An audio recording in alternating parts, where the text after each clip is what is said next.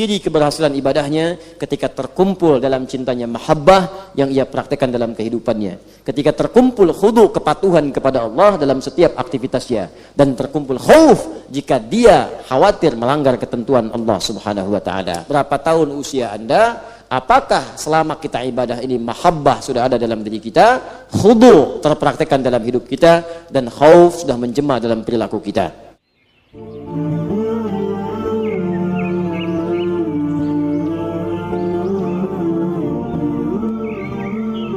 Demikian alnya juga ma'rifah, karena surah ini khusus menjadi surah untuk membuka mushaf dalam Al-Quran. Jadi ketika kita akan membaca Al-Quran pada mushaf, mushaf itu adalah ayat-ayat Allah yang tertulis di antara dua jilid. Jadi isinya itu cuma firman Allah saja yang dituliskan. Ya, kalau sudah ada bahasa lain, terjemahan disebut tarjamah.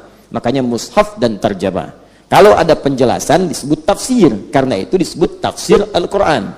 Tapi kalau Al-Quran saja di dalamnya, kemudian dijilid oleh dua jilid, depan dengan belakang, maka itu disebut mushaf namanya. Jadi kalau dalam handphone, itu bukan mushaf, yaitu perangkat, jihaz, aplikasi, masuk. Tapi kalau sudah dibuka, dibacakan, jadi Al-Quran bacaannya. Karena Al-Quran itu sifatnya bunyinya, dari Al-Qur'u, sesuatu bunyi yang didengar. Kalau dibacakan disebut qiraah, dibacakan berkali-kali tanpa bosan dan tanpa henti, disebut dengan Quran. Kalau khusus yang ini bukan yang lain, beda dengan yang lainnya, maka tambahkan al di depannya untuk ma'rifah, Al-Quran. Kenapa disebut Al-Quran? Karena ini satu-satunya kitab yang dijamin oleh Allah akan terus terdengar bacaannya, bunyinya dalam setiap kesempatan, tanpa pernah kita bosan dalam mengungkapkannya. Karena itu kita pun hidup itu sehari 17 kali baca Al-Quran. 17 kali Anda bayangkan. Tapi nggak pernah ada orang bosan. Karena memang sifatnya punya mukjizat. Ini saya sering katakan, ini bukti lagi kebenaran Islam dan keagungan Allah. Tunjukkan pada saya kitab suci mana, atau kitab yang dianggap suci sekarang di muka bumi, yang dibacakan 17 kali dalam sehari dan nggak pernah orang bosan bacanya. Tunjukkan pada saya. Mustahil Anda temukan. Nah, ini bukti yang sangat meyakinkan bahwa Al-Quran itu bukan kitab biasa, firman Allah. Karena sifat Khalik dengan makhluk, saya pernah sampaikan, itu mesti beda. Nggak boleh sama. Kalau makhluk sama sifatnya dengan Khalik, maka setiap makhluk berpotensi menjadi Khalik. Setiap hamba itu punya potensi jadi Tuhan kalau sifatnya sama. Karena itu ketika Allah kemudian menyebutkan sifatnya, maka jelas disebutkan, laisa kamitslihi syai'un. Tidak sama sedikit pun dengannya. Maka mesti beda. Karena itu ketika Allah berfirman dengan manusia berkata, tuh, dari kalimatnya aja udah beda. Allah berfirman, manusia berkata. Tidak ada kemudian manusia berfirman, Adul berfirman, nggak ada. Ya, Adul berkata, Adi berkata, Dika berkata, Yadi berkata, Asep berkata, Stephen berkata, Kevin says. Ya, semua berkata. Tapi kalau Allah jelas berfirman, jelas kalimatnya. Ya, nah firman Allah mesti beda dengan perkataan manusia. Di antara perbedaannya, dia punya sifat-sifat istimewa yang tidak dimiliki oleh sifat-sifat perkataan makhluk. Apa itu? Dibacakan terus-menerus dan gak pernah orang bosan. Itu Al-Quran. Al-Fatihah itu Al-Quran. 17 kali dibaca. Saya kan pernah katakan, Anda yang muslim sudah 30 tahun, kalau dihitung balik, misal 10 tahun, berarti udah 20 tahun baca Al-Fatihah. Ya, setiap hari 17 kali. Setahun 365 hari. 17 kali 365. Berapa? Banyak. Kalikan 20 tahun. Berapa? Lebih banyak lagi. Tapi nggak pernah ada keluhan bahwa seorang pusing baca Al-Fatihah. Nggak ada. Bahkan saat sakit yang dibaca Al-Fatihah juga. Anda bayangkan tuh, saat sakit yang dibaca itu juga. Jadi nggak pernah orang bosan. Ini kalau bukan firman Allah, ini bagaimana bisa begini? Dan kalau orang punya akal yang masih sehat, itu mustahil itu meragukan kandungan Al-Quran. Yang kedua, alnya spesifik, ma'rifah, menunjuk khusus. Apa di antara khususnya? Kitab ini langsung dijamin oleh Allah akan mudah dihafalkan. 4 kali disebutkan jaminannya.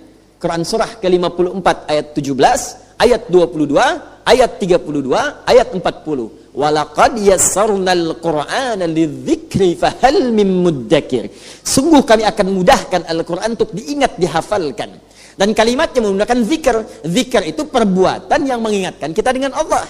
Jadi ketika kita menghafal Quran, ingat Allah. Dan ditampakkan pada manusia. Nih, saya tunjukkan kepada kalian sesuatu yang dengan itu kalian ingat akan kepadaku. Kalian akan ingat kepadaku karena nggak akan sama firmanku dengan firman yang lain. Karena itu ketika Allah meminta orang ibadah, ujungnya ditutup dengan kalimat zikir. Quran surah ke-20 ayat 14. Innani anallahu la ilaha illa ana. Kata Allah, sungguh saya ini Allah, tidak ada Tuhan yang sesungguhnya, yang layak dipertuhankan dan disembah kecuali saya. Fa'budni, sembah saya. Bagaimana menyembahmu ya Allah? Wa aqimis salata, tunaikan salat, li dzikri, dzikrun, supaya engkau ingat denganku. Berdoa, zikir. Quran surah ke-7 ayat 205. Wadhkur rabbaka fi nafsika tadarruan wa khifatan wa dunal jahri minal qaul. Dan berdoalah engkau minta kepadaku. Makanya ketika seorang berdoa, dia ingat Allah. Mustahil orang doa enggak ingat Allah. Ingat itu. Jangankan menghafal, baca Quran, itu Anda pasti ingat Allah. Baca Quran, itu ingat. Kalau enggak ingat, mustahil baca. Makanya Quran disebut zikir. Quran surah ke-15 ayat 9. Inna nahnu nazzalna dzikra. Sungguh kami telah turunkan Al-Quran sebagai zikir. Anda baca-baca, subhanallah, alhamdulillah, Allahu Akbar, ingat Allah. Karena itu perbuatannya disebut zikir. Quran surah ke-4 An-Nisa ayat 103. Wadhkur fa idza qadaytumus salata fadhkurullaha. Maka jika telah tuntas Anda mengerjakan salat, sebutlah nama Allah. Subhanallah, alhamdulillah, Allahu Akbar. Jadi ketika Al-Quran dibuat mudah oleh Allah, kata Allah, supaya kalian tuh ingat saya yang Tuhan, bukan kalian yang Tuhan.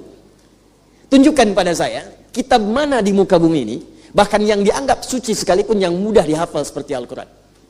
6.236 ayat, 52.000 kosakata, 114 surah, 30 juz, dihafalkan oleh yang tua, yang muda, yang kecil, yang besar, yang melihat dan tak melihat. Tak melihat bisa hafal Quran. Yang sehat otak dan lumpuh otak hafal Quran. Di mana teori manusianya bisa begitu? Anda menghafalkan bacaan manusia saja, belum tentu bisa. Ini firman Allah. Jadi kalau bukan ini benar dari Allah, mustahil bisa begini. Jangankan yang banyak seperti tadi, 24.000 kosakata, bisa nggak sempurna dihafalkan? Ingat ya, bukan hafalan biasa, panjangnya, pendeknya, benarnya, tipisnya, tebalnya. Al-Quran kan sembarangan. Ya awas, hati-hati. Alif lam mim. Ada panjangnya, pendeknya, 2 harakat, 4 harakat, 6 harakat, beda. Beda dengan alam, tulisan sama. Tulisan sama, kalau harakat dibuang, alif lam mim dengan alam, tulisan sama. Alam nashrah laka sadrak, alam tara kaifa fa'ala rabbuka bi ashabil fil. Ada beda pembacaannya, satu alif lam mim, kedua alam, tulisan sama. Zaman Nabi belum ada harakat. Harakat baru muncul setelah 150 hijrah. 150 hijrah setelah kemunculan Khalil bin Ahmad Al-Farahidi. Diinisiasi sebelumnya oleh Abul Aswad Ad-Du'ali atas isyarat dari Khalifah Amirul Mukminin Ali bin Abi Thalib radhiyallahu taala anhu wa karamahullahu wajha. Jadi bayangkan kalau ini bukan firman Allah, mustahil bisa begini. Ada panjangnya, sempurna. Panjangnya, pendeknya, ikhfa'nya, izharnya, hukum nunnya ada 5. Ya, hukum nunnya aja ada 5, bayangkan. Ada iqlabnya, idgham bi gunnah, bila gunnahnya, izhar kemudian mutlak, ya, ada ikhfa'nya, ada al-halaqinya, banyak. Anda bayangkan, tunjukkan pada saya kitab mana yang dibaca secara sempurna, hafal dengan panjang, pendek, makhraj, sifat huruf dengan sempurna, kecuali Al-Quran. Dan yang kedua, alnya juga berbentuk istighraq, sesuatu yang umum, komprehensif. Seakan Allah ingin memberikan pesan bahwa Al-Fatihah bukan sekedar surah yang istimewa dari segi penempatannya di mushaf, dari segi perbandingannya dengan kitab lain yang dianggap suci, tapi juga ia istimewa karena setiap ayatnya kalau dibacakan dengan benar, maka dia akan memberikan pengaruh semua kebaikan dalam aspek seluruh kehidupan kita. Jadi kalau Anda paham Al-Fatihah dengan benar, Al-Fatihah, Fatihah pembuka segala bentuk kebaikan, untuk semua jenis aktivitas. Kalau ingin dibuka rizkinya dengan cepat, maka Anda paham Al-Fatihah dengan baik, rizki akan terbuka dengan cepat. Orang sakit paham Al-Fatihah dengan baik, maka akan diberikan kesembuhan dengan cepat. Kalau Anda ingin rahmat, Al-Fatihah paham dengan baik, dibuka rahmat dengan cepat. Maka rahasia Al-Fatihah, karena itu disebut Ummul Kitab, induk dari semua surah dan ayat Al-Quran, karena di dalamnya terdapat rahasia untuk membuka semua jenis kebaikan dalam hidup kita. Nah, kita sudah sampai ayat yang keempat. Di ayat kelima ini, inilah bagian dari rahasia yang akan membuka segala jenis kebaikan tadi yang telah kita utarakan di awal mukaddimah kita. Jadi saya minta Anda fokus pada bahasan ayat kelima ini, karena disinilah di antara inti ayat Al-Fatihah yang akan membuka segala jenis kebaikan yang akan kita dapatkan dalam kehidupan kita. Setelah itu kemudian kita sambungkan ihdinas siratal mustaqim, dan akan ada penekanan di dalamnya. Saya akan bacakan kitab karena uraian bahasanya selesai di pembahasan yang telah lalu kita uraikan. Ya, karena itu kita akan masuk kepada bagian penting pada penunjuk-penunjuknya. Bismillahirrahmanirrahim. Iyyaka na'budu wa iyyaka nasta'in. Saya bacakan dulu bagian kitabnya. Kita kembalikan ke tafsir Al-Quranil Azim karya Ibnu Katsir, atau Al-Imam Ibnu Katsir rahimahullah. Nanti kita bandingkan lagi dengan Al-Jalalain, Al-Maraghi, ya. Kemudian nanti ada Asy-Sya'rawi yang modern, Tahlil wa Tanwir, Al-Alusi, ya Ruhul Ma'ani ya Alusi, Mafatihul Ghaibnya Ar-Razi, supaya nanti keragaman tafsir ini kita bisa ketahui bagaimana isinya dan perbandingannya. Bismillahirrahmanirrahim. Qara'a as-sab'atu wal jumhuru bitasydidil ya'i min iyyaka. Bacaan yang populer dan benar, yang dibenarkan oleh 7 ragam bacaan disebut qira'ah as-sab'. Pekan lalu ada Syekh Mahmud Adas di sini, ahli asyrah qiraat, 10 bacaan. Ya, jadi ada 7 bacaan disebut mutawatir. Ya, qiraah mutawatirah. Mutawatirah itu disepakati seluruhnya, langsung diajarkan oleh Nabi sallallahu alaihi wasallam, dibimbing malaikat Jibril, dan itu sah, bukan hanya dibacakan dalam Quran tapi digunakan dalam salat. Ya, ada 7 jenis qiraatnya. Setiap 7 qari'nya nanti mempunyai 2 murid untuk menyebarkannya. Ya, misal kita bacakan riwayat Hafiz dari Asim. Nanti ada misalnya Qalun dan Warash dari Nafi'. Ada misalnya Khalad dengan Khalaf dari qiraah Hamzah. Ya, nanti ada 7 jenis. Ketujuh-tujuhnya ketika membaca iyyaka na'budu, maka bacaan iyyanya, ya bacaan iyyanya bitasydidil ya'i min iyyaka. Bacaannya pakai tasydid, iyyaka. Jadi bukan iyyaka. Awas, hati-hati, karena kalau Anda salah baca nanti salah makna. Salah baca, salah arti. Ya. Cinta dengan cita, beda kan? Ya, saya mencintaimu. Ya, saya citamu. Aku punya cita. Kalau 2 kali disebutkan aku punya cita-cita, kan? Nah, aku punya cinta-cinta, beda kan? Ya, Anda bertemu dengan istri Anda katakan, "Mama, dari kecil saya sudah punya cita-cita." Dengan yang kedua, "Mama, dari kecil saya sudah punya cinta-cinta." Nah, beda artinya. Lain kan? Nah, sama dengan iya dengan iya, itu beda. Ya, iya dengan iya. Bismillah. Iya. Ada tasdidnya ini? Ya. Ibu kelihatan, Bu? Kelihatan. Ya, bagus. Dengan begini. Iya. Iya. Awas. Ikhwan khususnya, laki-laki yang mengimami. Anda mengimami dalam salat, semua yang qiraat 7 sepakat. Jumhur itu semua mayoritas sepakat bacaan pakai tasydid. Iyyaka na'budu wa iyyaka nasta'in. Terus Anda beda sendiri, iyyaka na'budu wa iyyaka nasta'in. Jumhur ahli qiraat sepakat, Anda beda sendiri. Ini menunjukkan bukan ada alternatif, Anda yang salah. Terdapat perbedaan pendapat, bukan perbedaan pendapat, ente yang belum tahu, gitu kan? Paham ya? Baik. Wa qara'a Amr ibn Fayyid bi takhfifihima ma'al kasri wa hiya qira'atan syadzah mardudah. Ini ada yang baca tanpa tasydid, harakat hamzahnya kasrah. Tadi yang iyyaka, ya iyyaka. Jadi kalau kita baca pakai tasydid, iyyaka na'budu wa iyyaka nasta'in. Ada yang baca nggak pakai tasydid, kata Ibnu Katsir. Siapa namanya? Namanya Amr bin Fayyid.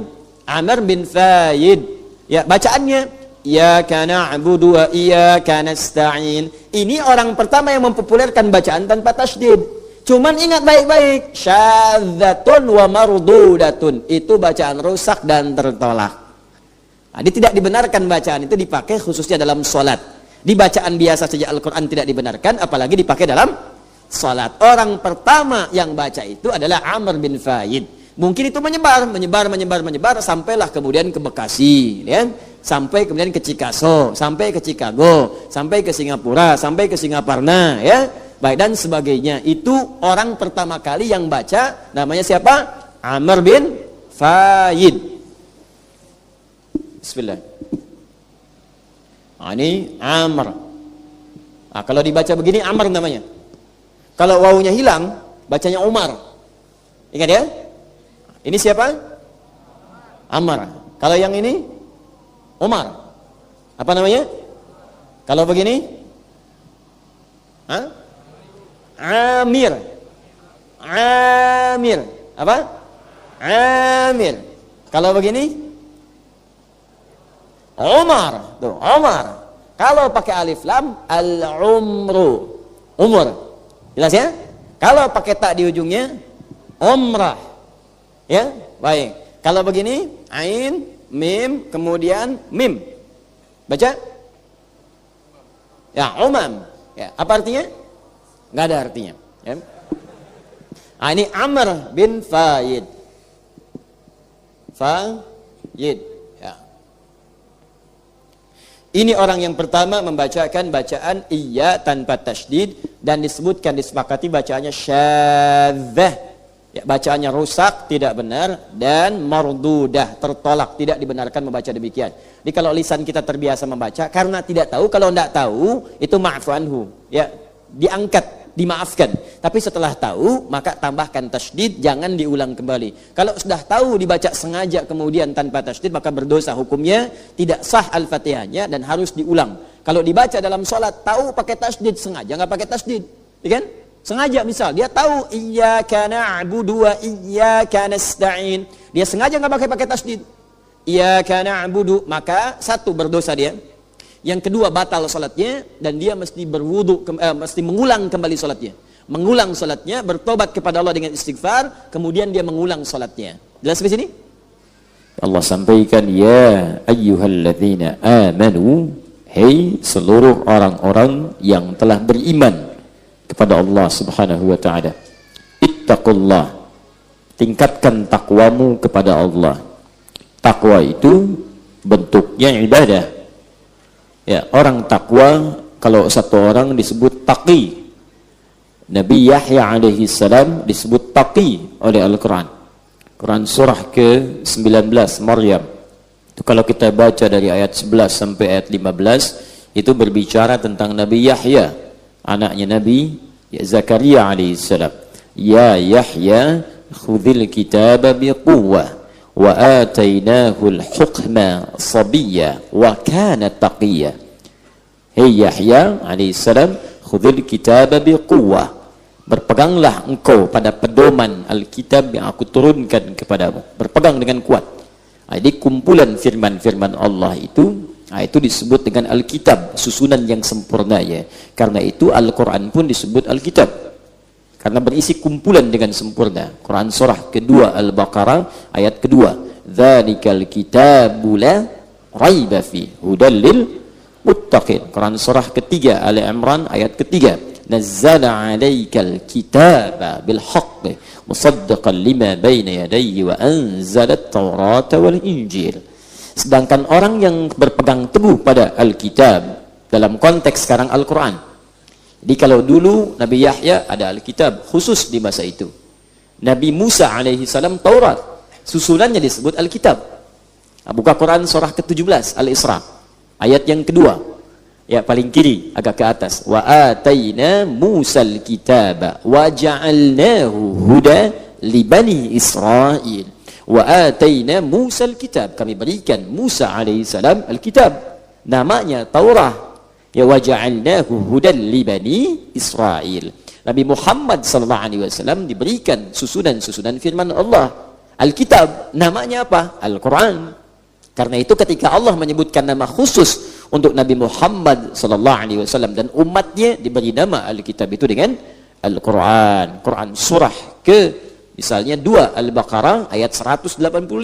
Syahrul Ramadan alladzi unzila fihil Quran. Di bulan Ramadan itu kami turunkan Al-Quran. Di namanya bisa berbeda, Semua firman Allah susunannya punya nama umum yang sama, kan? Nah, orang kalau sudah berpegang teguh pada Al-Quran, Nabi Yahya Alkitab, Nabi Musa Alkitab, Nabi Isa Alkitab, namanya Injil, Nabi Muhammad Alkitab, namanya Al-Quran, maka cirinya adalah wa atainahul hukma sabiyya. Maka Allah akan berikan kepadanya hikmah, kumpulan hikmah. Hikmah itu bisa pengetahuan, bisa tindakan yang bijak, kata-kata yang baik, tindakan yang baik. Makanya orang belajar Al-Quran itu dapat hikmah. Dan fungsi Nabi Muhammad ketika menerangkan Al-Quran itu membawa hikmah. Quran surah kedua Al-Baqarah ayat 129. Rabbana wab'ats fihim rasulan minhum yatlu 'alaihim ayatika, ayat Al-Quran, wa yu'allimuhumul kitab, diajarkan kandungan Al-Quran, Al-Kitab wal hikmah. Quran surah kedua ayat 151. Kama arsalna fikum rasulan minkum yatlu 'alaikum ayatina wa yuzakkikum wa yu'allimukumul kitaba wal hikmah wa yu'allimukum ma lam takunu ta'lamun. Hikmah. Hikmah itu bisa ilmu. Ya, wa atayna Luqmanal hikmah, ilmu. Ya, wa may yu'tal hikmata faqad utiya khairan katsira. Siapa yang diberikan hikmah, ilmu maksudnya, maka dia mendapatkan pemberian yang banyak dari Allah Subhanahu wa taala. Jadi kalau ilmu dibandingkan dengan harta, lebih milih ilmu daripada harta. Karena dengan ilmu dapat harta, ya kan? Dengan ilmu bisa mencari harta. Dengan harta belum tentu mendapatkan ilmu yang baik. Anda ijazah bisa dibeli, misal. Itu langkah yang keliru. Langkah yang keliru. Tapi harta bisa diraih dengan pengetahuan. Harta dibawa-bawa, berat bawanya. Ilmu dibawa ringan. Harta tidak dibawa sampai ke alam kubur. Ilmu dibawa sampai ke alam kubur. Jelas ya? Itu ilmu. Jadi kalau kita kemudian mendapatkan hikmah, artinya pengetahuan. Hikmah bisa tindakan yang baik. Kata-kata yang baik, hikmah. Pandangan yang baik, hikmah. Sikap yang baik, hikmah. Jadi kalau orang sudah berpegang teguh pada Al-Quran, maka kata-katanya jadi baik. Itu maksudnya. Makanya Yahya alaihissalam ketika berpegang teguh, khudhil kitaba bil quwwah, pegang teguh dengan kumpulan firman Allah dengan kuat. Wa atainahul hukma sabiyya wa hananan min ladunna. Kalau tangan sudah baik, kaki sudah baik, mulut sudah baik, telinga sudah baik, maka dapat hanan, kelembutan. Hananan min ladunna. Maka dia mendapatkan sifat lembut dari kami. Tuh, Masya Allah, ahli Quran itu begitu. Jadi kalau Anda belajar Al-Quran, akan merubah diri Anda jadi baik. Lisan Anda jadi lembut, pandangan jadi lembut. Jadi kalau ada belajar Al-Quran, lisan jadi kasar, Al-Quran mana yang Anda pelajari? Hah? Makanya di Quran itu, dididik lisan kita berkata baik. Quran surah 49 ayat 11. Ya ayyuhalladzina amanu, hai orang-orang telah beriman, la yaskhar qaumin qaum, jangan saling mencela. Tuh. Awas. La yaghtab ba'dukum ba'dha, jangan gosip. Ya, gosip, gibah. Ya sebut aja dengan nama yang jeleknya, yang benarnya, yang realnya. Gibah ya gibah. Jangan dikemas dengan nama baik. Gibah jadi gosip gitu kan. Seakan-akan dikemas jadi baik. Ketika kemasannya bagus, barang jelek pun kalau dikemas bagus laku. Laku tuh. Ya. Minyak babi dikemas dengan kemasan madu. Oh, Masya Allah. Menipu sifatnya. Kelihatan gak bagus, cuman karena kemasan bagus jadi. Handphone 3315 casingnya pakai iPhone. Kalau orang cuma lihat casing jadi bagus. Banyak maksiat sekarang dikemas sehingga kemasannya jadi bagus. Karena kemasan bagus laku di pasaran. Itu kan? Malingnya maling, dikemas jadi koruptor. Jadi kayaknya kemasannya beda, levelnya tinggi gitu. Ya, kayak gelar S1, S2, S3. SD maling, S3 koruptor. Agak beda, sama-sama maling gitu kan. Ya, yang malam berkeliaran perempuan sebut dengan namanya. Ini dikemas. Jadi nama-nama binatang yang lucu, lembut, kupu-kupu malam. Ya. Itu jadi persoalan. Yang keliling laki-laki, yang kena buaya, buaya darat nih, buaya aja nggak begitu. Ya. Ini jadi persoalan tuh di sini. Jadi banyak maksiat dikemas dengan cara yang baik. Sudah kemasannya bagus, teori agama dipakai di situ. Sabar itu praktek kebaikan, taat. Sekarang sabar dipakai maksiat. Anda bayangkan? Saya pernah kasih contoh. 3 orang pencuri itu, 1 pimpinannya, 2 trainer seniornya, yang pertama baru daftar. Ini maling baru, pengen nyuri motor, yang baru praktek tuh diamatin sama trainer sama bos dari jauh. Ya kecepatan cuma sedetik, dia sampai 3 detik belum selesai, 3 detik, susah nih bos, sabar, terusin, sabar Anda bayangin. Ini ada orang maksiat aja sabar sekarang. Nonton bola, sabar malam. Nonton bola tuh bisa sabar, Anda bayangkan. Bahkan pejudi nunggu menit terakhir, sabar. Sabar aja dulu, ntar bagian terakhir injury time. Anda bayangin, kenapa Anda yang tahajud nggak sabar? Kenapa Anda yang puasa nggak sabar? Kenapa Anda menghafal Quran nggak sabar? Sabar, kawan. Sabar. Karena memang dunia ini tempat capek. Ntar di akhirat istirahatnya. Di alam kubur istirahat. Sampai nggak ada orang bisa bangunkan lagi. Istirahat. Silahkan yang lama istirahat. Nggak akan bangun demi Allah saya katakan. Ya, istirahat yang panjang. Sekarang nggak apa-apa, capek juga. Lagi tidur bangunin. Allahu Akbar, Allahu Akbar. Ya bangun aja dulu. Bangun dulu aja. Ya isya, maghrib capek tiduran, dibangunin, bangun aja dulu. Bangun. Ntar ada saatnya nggak bangun lagi. Di situ silahkan istirahat yang panjang. Ya kalau pengen cepat-cepat silahkan tuh kan. Cuman nggak bisa milih. Saya tuh sampaikan ini penting supaya kita bisa mengukur kita ini benar nggak berislam sampai dengan malam ini. Benar nggak mengamalkan Al-Quran? Benar nggak kembali pada Al-Quran? Jangan-jangan Al-Quran minta kita ke timur, kitanya ke barat. Kata Quran, John jangan gosip, ente gosip. Saya enggak Ustaz, bagus, nggak seperti itu tuh ibu yang itu tuh. Ya sama aja. Jelas ya? Taqi itu satu orang. Wa kana taqiyya. Kalau banyak muttaqin. Dzalikal kitabu la raiba fihi hudan lil muttaqin. Muttaqin itu cirinya ibadah.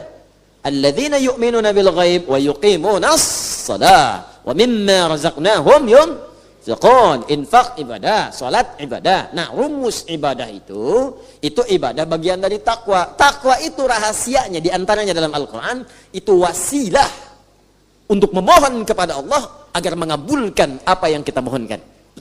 Itu rumus. Tadi rumusnya di Al-Maidah ayat ke-35. Ya ayyuhalladzina amanu, hai orang-orang telah beriman kepada Allah, ittaqullah, coba kamu tingkatin tuh takwanya. Deketin Allahnya. Anda pengen harta, yang punya harta itu Allah, karena itu disebut Ar-Razzaq. Kenapa Anda enggak dekati Allah yang punya harta itu? Anda pengen ilmu, yang punya ilmu Allah Al-Alim. Kenapa enggak Anda dekati Allahnya yang punya ilmu? Kan rumusnya begitu. Orang yang punya kita dekati supaya dapat bagian dari apa yang ia punya. Allah punya segalanya, dekati pemiliknya supaya ia membuka kepada Anda segala pintu kemudahan dia. Bagaimana jalan mendekat kepada Allah? Ittaqullah, tingkatkan takwa ibadah. Makanya orang dulu itu banyak yang ibadah, pasca ibadah dia memohon kepada Allah. Bahkan saat sedang ibadah minta. Itu Nabi Zakaria kan punya anak Yahya, minta dalam ibadah. Belum selesai ibadah udah dikabul. Quran surah ke berapa? 3. Ayat ke 38. Minta keturunan dalam sholat, Anda bayangkan. Ya hunalika da'a Zakaria rabbah. Di mihrab itu Nabi Zakaria bermohon kepada Allah Rabbnya. Qala rabbi habli min ladunka dzurriyyatan thayyibah innaka sami'ud du'a. Ya Allah, mereka berkata aku enggak mungkin punya keturunan karena mereka melihat istriku punya keterbatasan. Secara klinis dia sudah menopause, secara medis dia divonis mandul. Kata manusia yang enggak mungkin. Tapi hamba percaya engkau pemberi yang tak punya batas. Sifat Allah namanya Wahhab, pemberi tanpa batas. Minta dengan amr lit talab, memohon. Habli, mohon ya Allah, anugerahkan kepadaku dari sifatmu yang tak punya batas. Dzurriyyatan thayyibah, min ladunka, dari sisimu saja. Saya percaya kepadamu, orang lain sudah enggak saya dengar ya Allah. Itu rumus dari Quran. Kalau ada orang menghukumi Anda dengan sesuatu terbatas, ini udah nggak bisa Pak, ini nggak mungkin Pak, ini mustahil Bu. Kalau ada kalimat itu tanda pertama dari Allah. Tinggalkan pendapat manusia, segera cari amalan mendekat kepada Allah, karena Allah memberi kabar gembira ingin mengabulkan langsung kepada Anda tanpa perantara manusia. Itu cara bacanya. Cuma mesti yakin, karena kaidahnya dibuat dengan la raiba fi. Kalau Anda nggak yakin, sedikit hanya ragu, nggak akan dapat. Mesti yakin, full keyakinan dalam hati kita. Full keyakinan. Kalau sudah full, dapat. Makanya ketika Nabi Zakaria memohon dengan penuh keyakinan dalam salatnya, innaka sami'ud du'a. Engkau pasti pakai inna tuh. Inna itu kan kalau di ilmu nahwu kita ngaji, inna harfu nasbin wa tauqidin tansibul isma wa tarfa'ul khabara mabniun 'alal fathi la mahalla lahu min al-i'rabi. Paham? Tidak. Inna harfu nasbin wa tauqidin. Inna itu huruf yang menunjukkan makna nasab. Nasab itu kalau harakat fathah harakatnya. Tapi di ilmu bahasa nasab itu menancapkan sesuatu dengan kuat. Nasabar rajulu asahu 'alal ardi. Seorang menancapkan tongkatnya dengan kuat di tanah. Pum. Sehingga sulit untuk dicabut. Sulit. Nasaba namanya. Jadi kalau ada kalimat dibuka dengan inna, itu mesti tancapkan dalam hati kita dengan kuat. Jangan ragu. Makanya orang Arab kalau ingin meyakinkan sesuatu pakai inna di depannya. Ya. Huwa ya'ti hadzal masa. Orang itu akan datang sore ini. Ah, masa? Kif? Gimana? Innahu ya'ti hadzal masa. Saya yakin dia akan datang sekarang. Ya. Uhibbuk. Aku mencintaimu sayang. Gombal. Inni uhibbuk ya inna. Sungguh inna, aku mencintaimu. Namanya inna misalnya. Ya. Inna, inni, sungguh aku. Inni uhibbuk ya ummi. Saya mencintaimu ibu. Inni uhibbuk ya abi. Aku mencintaimu ayah. Fa idza ihfadal Quran. Kalau engkau cinta denganku ya anakku, hafalkan Quran supaya engkau berikan mahkota padaku di hari kiamat. La ahtaju bi fararika wala bi lamborghinika wala bi lamborghituka wa innani asyaqqu hubban wa ashtaqu mahabbatan lil husuli tajil Quran. Sungguh aku enggak butuh dengan Ferrarimu. Sungguh aku tidak butuh dengan Lamborghini-mu, juga Lamborghitumu. Yang aku inginkan engkau berikan mahkota dengan tanganmu yang aku rawat sejak kecilmu di hari kiamat saat aku kembali kepada Rabb kita semua. Katakan itu dalam setiap mau tidurnya, bisikan di telinganya. Sehingga itu terngiang dalam benaknya dan masuk ke dalam jiwanya. Dan Anda akan rasakan kebahagiaan tertinggi bahkan sejak ia menghatamkan Al-Qur'annya. Sebelum Anda berpulang kepada pencipta kita Allah Subhanahu wa taala. Sujud Anda syukur. Betapa saya lihat, saya sering terharu kalau lihat anak-anak sedang karantina selesai, ibunya datang, bapaknya datang, semangat disupport itu. Habis itu ada yang telepon, ada yang nangis, ada yang macam-macam. Itu baru di dunia, apalagi di akhirat nanti. Apalagi di akhirat. Muliakan diri Anda dengan kemuliaan dari Allah Subhanahu wa taala. Wabtaghu ilaihil wasilah, cari wasilah dengan takwa. Ini saya sering dapatkan nih banyak kertas masuk. Mungkin ribuan kertas masuk itu. Masuk. Masalah semua. Masalah semua. Jadi, ya saya ini memang objek masalah. datang. Alhamdulillah. Memang tugasnya begitu. Ya kalau nggak mau begitu jangan jadi ustaz gitu kan. Datang, cuman persoalannya Anda ini kebanyakan belum mendekat kepada Allah. Ya kuncinya kan sederhana, dekati dulu Allahnya, yakinkan pada diri kita. Salah satunya apa? Dengan ibadah. Makanya ibadahnya maksimalkan. Begitu maksimal, pasca ibadah doa, biasakan berdoa. Doa. Nabi itu berdoa. Pasca sholat itu berdoa. Allahumma inni as'aluka ilman nafi'a wa rizqan thayyiba wa amalan mutaqabbala. Doa. Habis zikir, doa. Kalau sedang gelisah, doa. Minimal sebut nama Allah. Kata Allah, fadhkuruni. Quran surah kedua ayat 152. Paling kanan sebelah bawah. Sebut aku. Sebut aja dulu. Siapa? Bagaimana aku menyebutmu ya Allah? Di tafsir Quran surah 17 ayat 110. Kulit Allah. Paling singkat sebut nama Allah. Ya Allah, ya Allah, ya Allah. Coba biasakan nih. Saya juga sama mempraktikkan. Guru-guru saya menyampaikan. Kalau sedang dibisikin pikiran buruk, orang maksiat mau tobat, ada pikiran-pikiran buruk, dorongan-dorongan keburukan, prasangka buruk, ingin berbuat maksiat, sebut dalam hati kita, latihan. Ya Allah, ya Allah, ya Allah, ya Allah, ya Allah, ya Allah. Yal Qahar, Yal Qahar, Yal Qahar, Yal Qahar 181 kali. Nah, itu zikir tuh. Ada ijazahnya tuh, ya. Ya Allah, ya Allah, ya Allah, ya Allah, Yal Qahar, Yal Qahar, Yal Qahar 181 kali. Minta sampai zikir itu menguasai hati kita. Kalau sudah menguasai hati ini, maksiat akan keluar. Karena orang kalau sudah ingat dengan Allah, gak akan pernah ingat dengan maksiat. Orang kalau sudah ingat dengan Allah, maka yang buruk keluar. Ini kebanyakan orang berbuat maksiat itu karena nggak ingat Allah. Kalau koruptor ingat Allah, nggak akan korupsi. Kalau pencuri ingat Allah, nggak akan mencuri. Nggak ada orang mencuri pakai Bismillah. Bismillahirrahmanirrahim, kotak infak nih, supaya sah di masjid itu kan nggak bisa. Semua pasti. Kalau ingat Allah itu mustahil. Kalau ingat itu berarti ingat dosa, ingat pahala. Kalau dosa neraka, pahala surga. Dan surga terbesar, maksudnya pahala yang paling besar diberikan adalah ketika salah satunya di antara yang sekian banyak, pahala itu paling banyak ketika orang terdorong maksiat kemudian dia menghentikan dan menjauhinya. Itu pahalanya banyak banget tuh. Banyak banget. Makanya ada pernah seorang paman ingin menzinahi keponakannya. Jadi dia rentenir itu. Udah lama tuh. Wah, itu zaman lebih dari 15 abad yang lalu. Dia rentenir sekarang telat tuh, terlambat. Ya, baik yang online, hati-hati tuh yang online tuh, ojol tuh, ya, pinjol, bukan ojol, ya. Sekarang banyak, ada ojol, ada pinjol, ada benjol, kan, lain-lain tuh. Yang pinjol-pinjol itu rentenir tuh, hati-hati tuh. Ya, saya sedang ngobrol itu, saya lihat itu sampai sekarang 4 triliun. Anda bayangkan tuh, yang terjebak dengan itu, hati-hati, hati-hati. Ya, banyak kata-kata manis, kata Al-Quran, itu padahal ujungnya itu membawa racun. Quran surah kedua, ayat 204, paling kecil.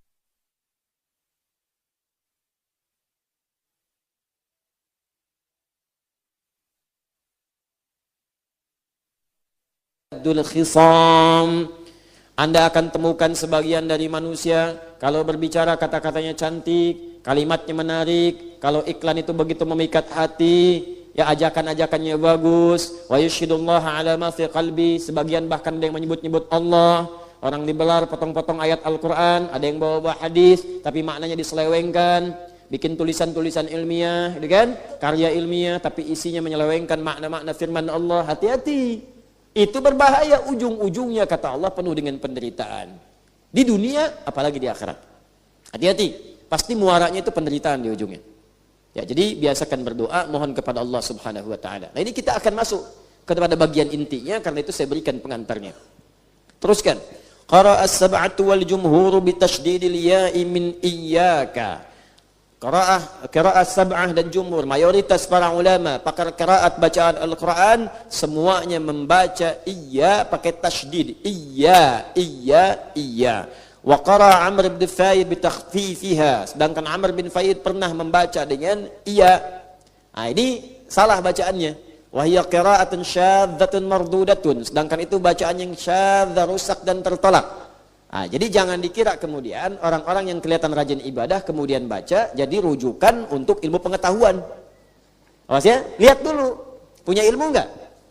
Betul kelihatan rajin di masjid, safnya paling pertama, duluan bahkan di belakang imam, tapi ilmu kosong, jangan ditanya masalah agama. Awas, hati-hati. Dan yang seperti itu pun jangan berikan fatwa. Harus paham, kalaupun Anda rajin ke masjid, orang melihat kemudian jadi soleh, jadi bagus gitu kan?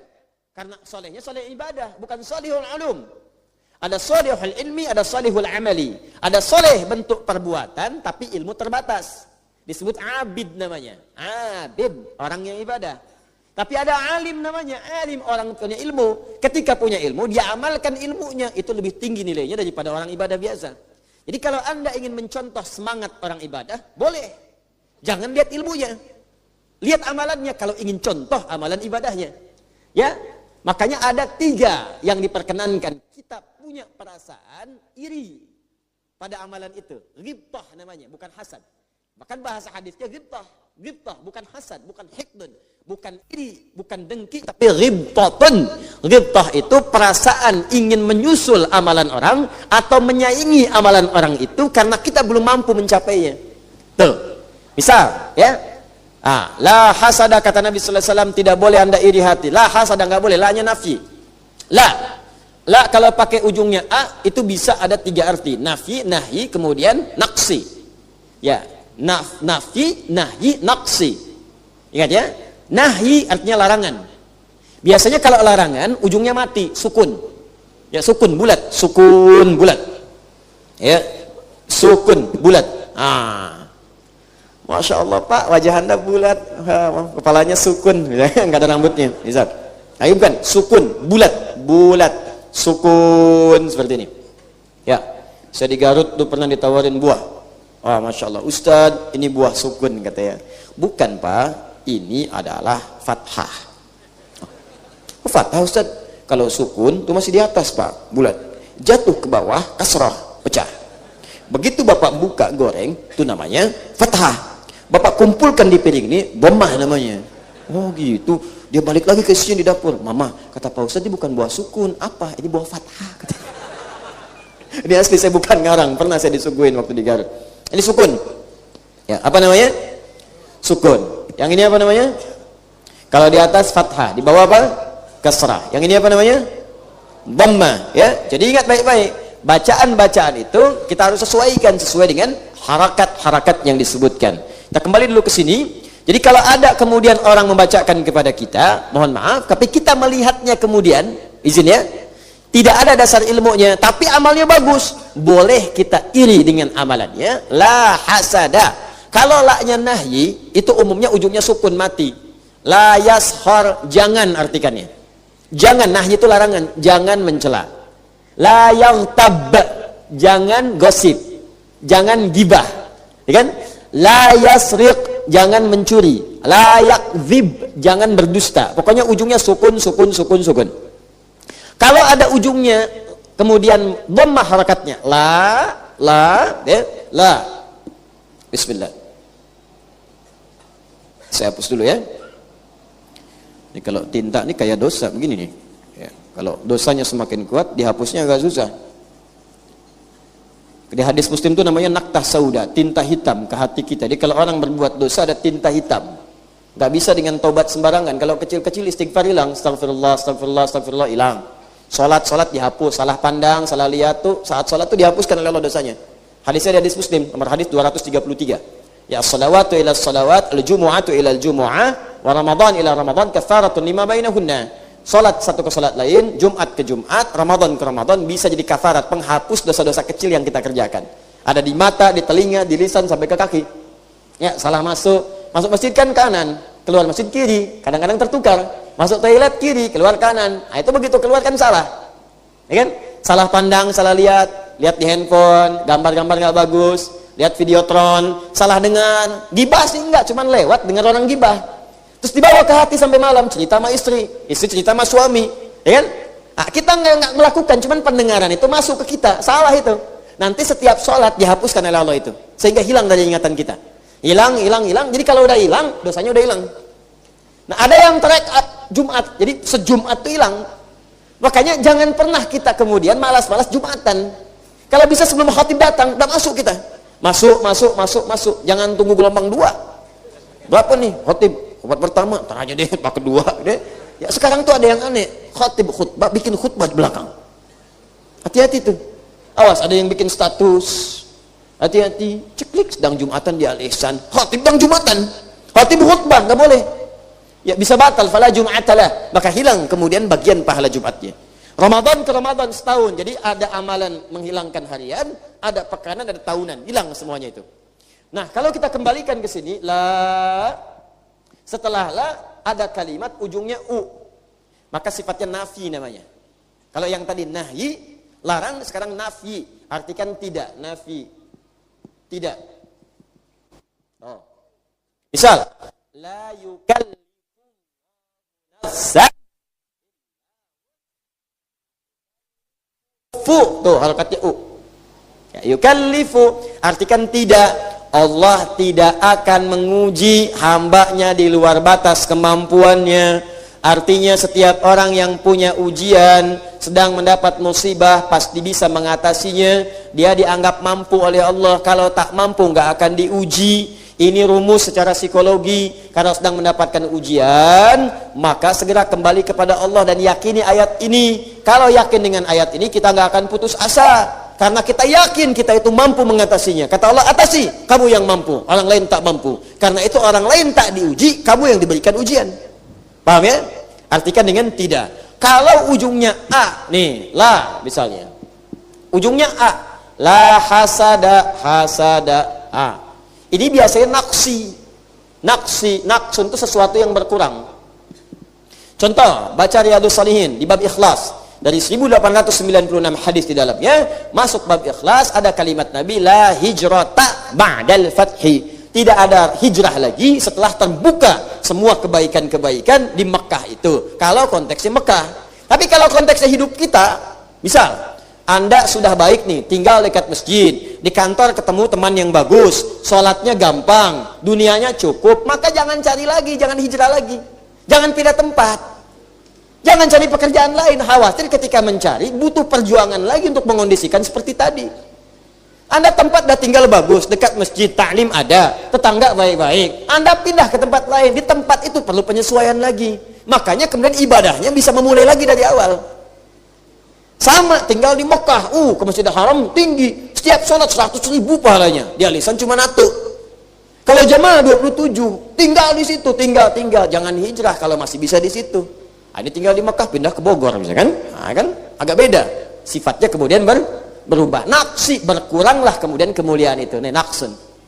Nah, ada juga lah ini kalau akhirannya bisa berarti naqsi, bisa berarti nafi. Tidak. Nah, ini di sini contoh hadisnya. La hasada, tidak boleh hasad. Kalau hasad, maka dilarang oleh Nabi. Nafi, ditiadakan. Tidak diakui. Umat Nabi enggak hasad nih. Jadi kalau ada orang hasad, iri hati, dengki pada orang lain dalam konteks yang tidak dibenarkan, maka seakan-akan enggak diakui sebagai umat Nabi Muhammad SAW. Hati-hati tuh. Awas hati-hati. Dan naqsi bisa mengurangi pahala. Makanya orang hasad, orang iri hati itu hidupnya capek. Disebutkan di surat Al-Falaq, dari pagi sampai malam mau tidur itu masih nggak susah tuh, susah hidupnya. Ya mau tidur masih mikirin yang diirikan. Tidur ke bawah dalam mimpi, bangun tidur langsung nyebutkan iri hatinya. Emang dia aja yang bisa beli kulkas. Mau tidur masih dibahas dengan istri. Papa juga sebenarnya bisa mah, bukan nggak bisa aja kayak dia beli kulkas baru. Ya. Dalam tidur masih disinggung juga. Emang cuma kulkas lu aja yang bagus. Dalam tidur tuh.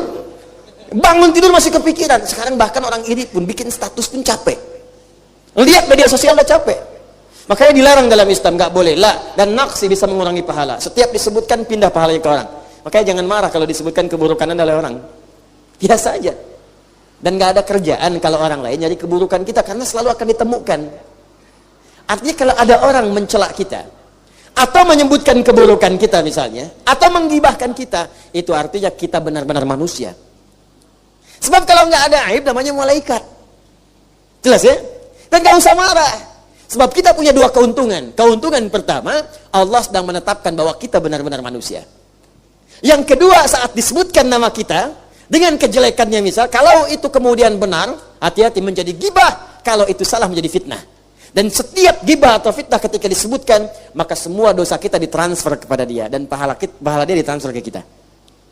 Tuh. Itu jelas rumusnya di hadis Muslim. Jelas riwayat Abu Hurairah radhiyallahu taala anhu. Atadruna al-muflis, tahukah engkau orang yang bangkrut saat di akhirat? Ya qulna ya Rasulullah, al-muflisu fina ma la dirham lahu wa la mata'. Ya Rasulullah, menurut kami orang bangkrut itu yang enggak ada uang sesen pun, tak ada aset sedikit pun. Kata Nabi, al-muflisu min ummati, garis bawahi. Al-muflisu min ummati, umatku yang bangkrut itu. Nabi tidak menyebut umatnya Musa, tidak menyebut umatnya Isa alaihi wassalam, tapi ummati. Maksudnya ada yang mengaku umat Nabi Muhammad cuman saya yang melanggar ketentuanku, melewati rambu-rambuku sehingga bangkrut di akhirat. Ya'ti yaumal qiyamati bi sholatin nakirah. Dia datang hari kiamat dengan pahala salat yang banyak. Di itu nakirah. In. Banyak maksudnya. Maksudnya apa? Rajin salat fardu, rajin salat sunnah, tahajud rajin. Bahkan bisa share. Ukhti, jangan lupa duha, pahalanya begini. Jangan lupa tahajud malam, pahalanya begini. Wasyamin, mulai rajin puasa. Biasanya Ramadan aja, sekarang mulai berubah. Mohon maaf, tambah Seninnya, Kamisnya, Ayyamul Bid'nya. Ya, wa zakatin, mulai kepikiran zakat, infak dan sebagainya. Cuman sayang, wa ya'ti qad syatama hadza. Cuman sayang, dia salah belajar, ilmunya belum tuntas. Dia juga senang mencela. Syatama hadza. Betul memang rajin ibadahnya, salatnya rajin, cuma celaannya juga rajin. Cela ini, cela itu, ya, hina ini, hina itu, rendahkan itu. Wa qadzafa hadza, menuduh ini, A, B, C dan sebagainya. Ini yang paling parah sekarang. Ini ustadz ini juga sama nih, sesama ustadz nih saling cela. Ini kan bahaya ini. Jadi kalau ustadznya sudah saling cela, bagaimana muridnya? Kalau ustadz dia saling tuduh, bagaimana muridnya? Ente ini ngajarin apa gitu kan? Saya bingung nih fenomena sekarang nih. Ustadz saling mencela, ada yang menuduh dan sebagainya. Ini yang ngajarin apa sebenarnya? Kenapa nggak Anda duduk sesama ustadz kalau punya persoalan? Duduk, selesaikan. Anda punya beda pandangan, duduk di situ, bicara. Jangan sampaikan ke muridnya begini, muridnya begitu, kemudian muridnya bertengkar. Ini ngajarin apa sebetulnya? Quran yang mana yang Anda pelajari? Hadis yang mana yang Anda dalami? Ada di hadis ngajarin saling mencela? Tunjukkan pada saya. Dulu para ulama kita meminta muridnya untuk saling belajar ke Syekh Anu, kemudian ke Syekh Anu, belajar ke Ustadz Anu. Makanya banyak ulama kita itu bahkan merekomendasikan anaknya belajar di syekh yang lainnya. Kamu belajar ke sini, kamu belajar ke sini. Sekarang kok bisa terjadi? Jangan belajar ke sini, jangan belajar ke situ. Belajar di sini aja. Ini Anda belajar dari mana? Kalau beda pandangan ya sampaikan, kita mempraktekkan yang ini, mereka pakai yang itu, dalilnya begini, menurut kita yang kuat begini. Kalau mereka praktekkan ada dalilnya nggak apa-apa, itu lebih bagus ketimbang Anda mengatakan yang benar yang ini, yang lain salah semua. Awas, hati-hati. Ketika murid menyimpulkan hanya guru ini yang benar dan yang lain salah semua, ketika guru itu berbuat salah, maka tidak ada yang bisa membenarkannya. Dan sifat manusia bukan maksum, dia bisa berbuat salah. Makanya Anda pun belajar pada guru-guru yang lain supaya luas wawasannya. Luas, saya anjurkan Anda belajar, silahkan. Banyak ustaz-ustaz yang bagus-bagus ya. Ambil ilmunya, pelajari dengan baik. Kalau ada perbedaan, tanyakan pada saya, tidak apa-apa. Nanti saya jelaskan, oh ini mungkin begini, ini amalkan ini. Kalau sepakat dengan ustaz itu, silahkan amalkan pakai ustaz itu. Nggak apa-apa. Apa yang saya sampaikan, yang saya amalkan, kalau Anda misalnya merasa yang lain lebih kuat, amalkan saja. Tidak harus Anda sama dengan saya. Yang penting dalilnya berada pada tersambung dengan Rasulullah SAW. Itu paling bagus. Anda ini belajar apa gitu? Itu catatan paling penting yang harus kita pahami. Jelas ya? La hasada, tak boleh hasad. Dosa hukumnya. Bisa berkurang pahala. Illa fitnatain, kecuali pada dua hal. Rajulun atahullahu al-Qur'ana fayatsluhu ana al-laili wa atrafan nahar. Seorang yang dianugerahi oleh Allah kecintaan pada Al-Quran. Allahu Akbar. Ada yang menghafal. Nah, ini harus hasad ini, gempah. Pada anak kecil usia 4 tahun hafal Quran. Anak kecil Pak, Bu, 4 tahun matanya nggak lihat. Mata nggak lihat tapi hafal Quran. Saya, Anda, kita dikasih 30 tahun, 40 tahun, 50 tahun. Mata lihat, fisik sehat. Pendengaran jelas, pandangan awas. Masih belum sanggup menghafal karena sibuk dengan dunia. Anak kecil yang belum balik, belum masuk masa hisab, udah hafal Quran buat persiapan pulang. Kita ini yang dosanya paling banyak dibanding dia. Gak punya bekal pulang, sibuk dengan dunia. Sibuk mencari yang ditinggalin. Aneh tuh. Sibuk mencari yang ditinggalin. Aneh. Ini ada orang sibuk berangkat gelap, pulang gelap. Nyari sesuatu yang ditinggalin. Begitu dapat gaji, meninggal. Gaji gak dipakai, ditinggalin mah kita. Siapa yang bawa ke kuburan kemudian mobilnya? Rumahnya. Handphonenya. Ayo bawa sana. Bikin wasiat dari sekarang. Gak akan ada yang mau melaksanakan itu semua. Nanti kalau papa meninggal, tolong Ferrari papa yang pernah dibawa ke masjid, kuburkan bersama papa. Supaya mudah memberikan petunjuk pada malaikat mungkar dan nakir saat ditanya. Man rabbuka? Tanya sama Ferrari ini. Setiap hari ke masjid. Nggak akan dibawa. Akan dibawa. Ya. Ini catatan yang Anda tulis juga akan dibawa. Amalnya masuk, catatan nggak ada. Ntar di akhirat dilihatin semua. Saat orang lain sedang nikmat-nikmat nonton TV. Ada yang nonton film, ada yang tamasya. Anda berada di Al-Ihsan. Barisan paling luar, sujudnya, itu karpetnya bicara ntar tuh. Tapi saya kan gak duduk di karpet tuh Ustaz, gak apa-apa. Ya, akan bicara, batakonya bicara, ya, aspalnya bicara, rumputnya bicara. Tapi sampingnya ada kotoran kucing Ustaz, dia bicara ntar. Gak apa-apa. Boleh jadi sekarang rasanya bau, besok diganti dengan wangi surga. Gak cukup dengan amin, cobain dulu tuh. Gak apa-apa. Pokoknya kita kalau belajarnya benar tuh enak aja. Contoh gini nih, nanti ada tingkat paling tinggi. Jadi belajar awal tuh nanti akidah, tauhid. Kedua fikih. 3 naik akhlak. Keempat tasawuf paling tinggi. Tasawufnya tapi benar gitu ya. Jangan yang aneh-aneh. Pergi ke hutan 40 hari nggak pulang gitu kan. 2 kali 2 kali puasa ke lebaran nggak pulang-pulang. Nah itu bahaya itu ya. Ya. Tapi yang benar, tasawuf yang benar itu belajar syariat, belajar ibadah. Ya, salat yang benar, tahajud yang benar, puasa yang benar, baca Quran yang benar. Nah, kalau benar semua itu hatinya dibersih. Ah, namanya sofa, wasota qalbuhu, hatinya bersih. Menyaringnya disebut tasfiyah, saring. Orangnya disebut sufi. Di sufi itu sebetulnya orang yang bisa membersihkan hati, yang latihan lewat ibadah. Mendekat kepada Allah. Ilmunya disebut tasawuf. Tasawuf itu sama dengan musyariat, cuma tingkat tinggi. Bagaimana cara tingginya? Gini nih, kalau orang sudah bersih hatinya, Masya Allah. Lihat anak kecil tuh. Anak kecil berbuat salah, dia nggak akan marah. Susah mau marahnya. Karena yang dilihat itu keadaan dirinya. Ini anak 7 tahun, saya 30 tahun.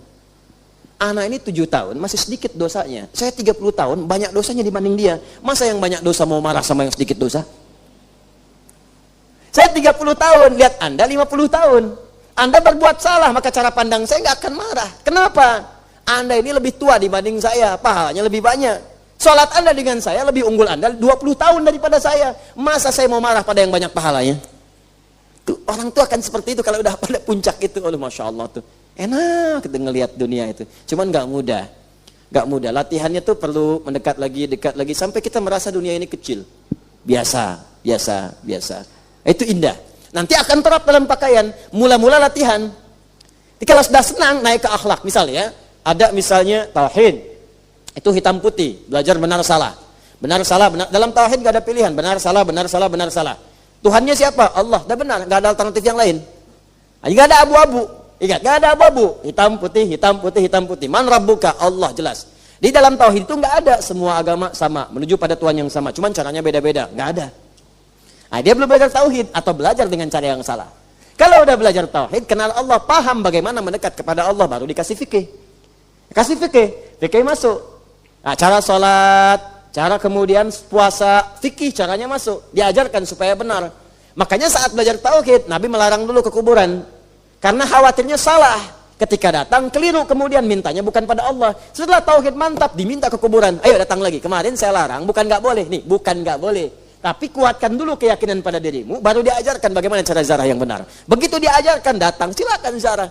Ziarah misalnya ke makam orang tua, ziarah ke makam anak, ziarah ke makam ustadz, makam ulama, mendoakan. Doa, minta yang baik di situ. Mintanya ke siapa? Ke Allah. Untuk siapa? Ke ahli kubur. Minta. Ketika kita berbuat baik, otomatis kebaikan itu akan dibalikan oleh Allah kepada kita. Jadi bukan minta ke kuburannya. Ya, bukan minta ke ahli kubur. Ya ahli kubur, tolong berikan saya ini. Aku juga butuh, gitu. Jelas ya? Tapi jangan berkelahi di situ. Kalau beda pendapat, diskusi. Ya, kalau ada yang mengamalkan, ya sudah, jangan dipaksakan. Ya, nggak ada dalam rumus la ikraha, tidak boleh paksa. Beda boleh, tapi perbedaan itu tidak menghalangi kita minum teh bersama. Jelas ya? Dan bermuamalah bersama itu indah. Kalau begitu tuh enak muamalahnya, nyaman, tenang. Nah, kalau sudah masuk ke fikih, naik akhlak. Akhlak misal, sholat semua sholat nih. Ya, saya sholat, Anda sholat, kita sholat. Tapi ada akhlak orang ketika dia ingin menghadap kepada Allah, masuk ilmu level yang ketiga, itu kadang-kadang ada yang nggak belajar, dikasih oleh Allah petunjuk di hatinya. Quran surah ke-7. Ini yang belajar nih, anak sekolahan. Ayat 31. Ya bani Adam khudhu zinatakum inda kulli masjid. Anak cucu Adam, kenakan pakaian yang paling indahmu ketika ada panggilan dari masjid. Allahu Akbar, Allahu Akbar. Panggilan. Allah yang manggil nih. Alah malu saya dapat undangan pernikahan aja baju paling bagus saya pakai. Jahitin dulu, sepatu pesen. Ya, bahkan nyewa Anda bayangin tuh. Buat 2 jam. 2 jam berdiri, pajang kayak patung. Datang lagi, lapar, ganti baju, makan lagi, prasmanan, antri 3 kali. Gitu kan? Ya, cuman buat 2 jam aja pesennya bisa 20 hari sebelumnya. Nyewanya bisa 2 bulan sebelumnya. Bayangin tuh. Allah panggil kita tiap hari 5 kali yang menciptakan kita, yang berikan kemudahan. Dia akan merasa, masa saya penuhin undangan orang yang belum tentu menuhin kebutuhan saya, pakaian saya bagus, penampilan indah. Kenapa undangan Allah nggak saya penuhi dengan keindahan? Orang yang sekolahan dia baca, khudhu zinatakum inda kulli masjid. Setiap ada panggilan dari masjid, kenakan pakaian terindahmu. Tapi ada orang yang nggak sekolah, ketika lebih dekat dengan Allah, perasaan mulai muncul. Maka dia mulai dandan, rapi, Masya Allah, ke masjid, pakai jas, dasi, kepeci, minyak wangi, berangkat, tereng, pakai pentopel. Kemana Pak? Mau sholat? Keren tuh. Besok dah, subuh pakai dasi semua, pakai jas. Tapi itu keren, bagus. Ya orang salah ibadah aja pakaiannya bagus. Orang salah ibadah, pakaiannya bagus. Ya kalau saya bilang musik ada yang marah, besok saya tersangka lagi kan. Ya. Orang salah ibadah pakaian bagus, masa kita yang benar ibadah nggak bagus? Pakai yang paling indah. Yang nggak harus pakai jas, yang paling pantas kita kenakan, yang paling halal kita miliki, pakai. Itu ilmu tingkat tinggi tuh. Ya, bahkan ada orang yang mengeluarkan pakaian-pakaian di Quran. Saya karena belajar saya pakai. Ada pakaian ahli surga, pakaian penghafal Quran, bajunya hijau, pakai. Ya, kita kan baca Al-Kahf kan? Al-Kahf ya, malam Jumat tuh ada surat Al-Kahf ayat 31. Anda nggak baca? Kenapa nggak diamalin? Ya, baca nggak ayatnya? Ulaika lahum jannatu adnin tajri min tahtihimul anhar yuhallawna fiha min asawir wa yalbasuna thiyaban khudra. Ada orang-orang akan masuk surga Aden. Siapa yang masuk surga Aden? Di antaranya ahli Quran. Ada yang rajin beramal. Dari mana taunya ahli Quran? Buka Quran surah Fatir 35. Ayat keberapa? Ayat 33. Ayat 32-nya ahli Qurannya. Ayat 33 jannatu adennya. Thumma awrasnal kitab alladziina istafaina min ibadina. Kemudian kami wariskan Al-Quran kepada sebagian dari hamba-hamba kami. Wa minhum zalimun li nafsi, cuman sayang ada yang dapat kemudian zalim. Wa minhum muqtasid, ada yang biasa-biasa. Wa minhum sabiqun bil khairati biiznillah, ada yang kemudian dia amalkan Qur'annya dengan baik. Lalu kami masukkan ke surga Aden, ayat 33-nya, jannatu adnin yadkhulunaha. Dan ada yang menggandeng orang tuanya, istri suaminya, keturunannya. Di mana itu? Quran surah ke-13 ayat 23 sampai 24. Jannatu 'adnin yadkhulunaha wa man salaha min abaihim wa azwajihim wa dhurriyyatihim wal malaikatu yadkhuluna 'alaihim min kulli babin salamun 'alaikum bima sabartum fa ni'ma 'uqbad dar. Ada yang masuk surga Adam nanti dari penghafal Quran, ahli Quran. Jadi ahli Quran itu bisa penghafal, bisa orang yang senang baca, cuman belum hafal. Cuma senang baca. Dia punya agenda baca. Sehari Baqarahan, habis itu Ali Imranan, habis itu An-Nisaan, sampai ke Yasinan, Al-Kahfian, kan? Terus Qul Huwallahan, kan? Ya Al-Falakan, An-Nasan, kan? Enggak apa-apa. Baca, senang dia, tertib, teratur. Sampai dia punya program, one day one juz. Ya, one day 3 juz, kan? Ada yang sepekan 30 juz, 5 hari, 1 hari 5 juz, dibagi waktu sholat, subuh 1 juz, duhur 1 juz, asar 1 juz, kemudian maghrib 1 juz, isya 1 juz, 5 juz. Supaya nggak susah, bagi 2, sebelum subuh setengah juz, setelah subuh setengah juz, sebelum duhur setengah juz, setelah duhur setengah juz. Itu enak, itu gampang. Kalau 1 juz 30 menit, setengah juz 15 menit. Kalau lama 1 jam 1 juz, berarti setengah juznya 30 menit. 30 menit sebelum subuh, 30 menit setelah subuh. Bisa. Setelah subuh kan panjang sampai duhur. Bagi lagi misalnya, ke berapa bagian? 5 menit, bisa. 6 sesi. Jadi terasanya mudah. Itu kalau benar seperti itu, ada lagi yang ketiga, ahli memaknai Quran, senang tafsir.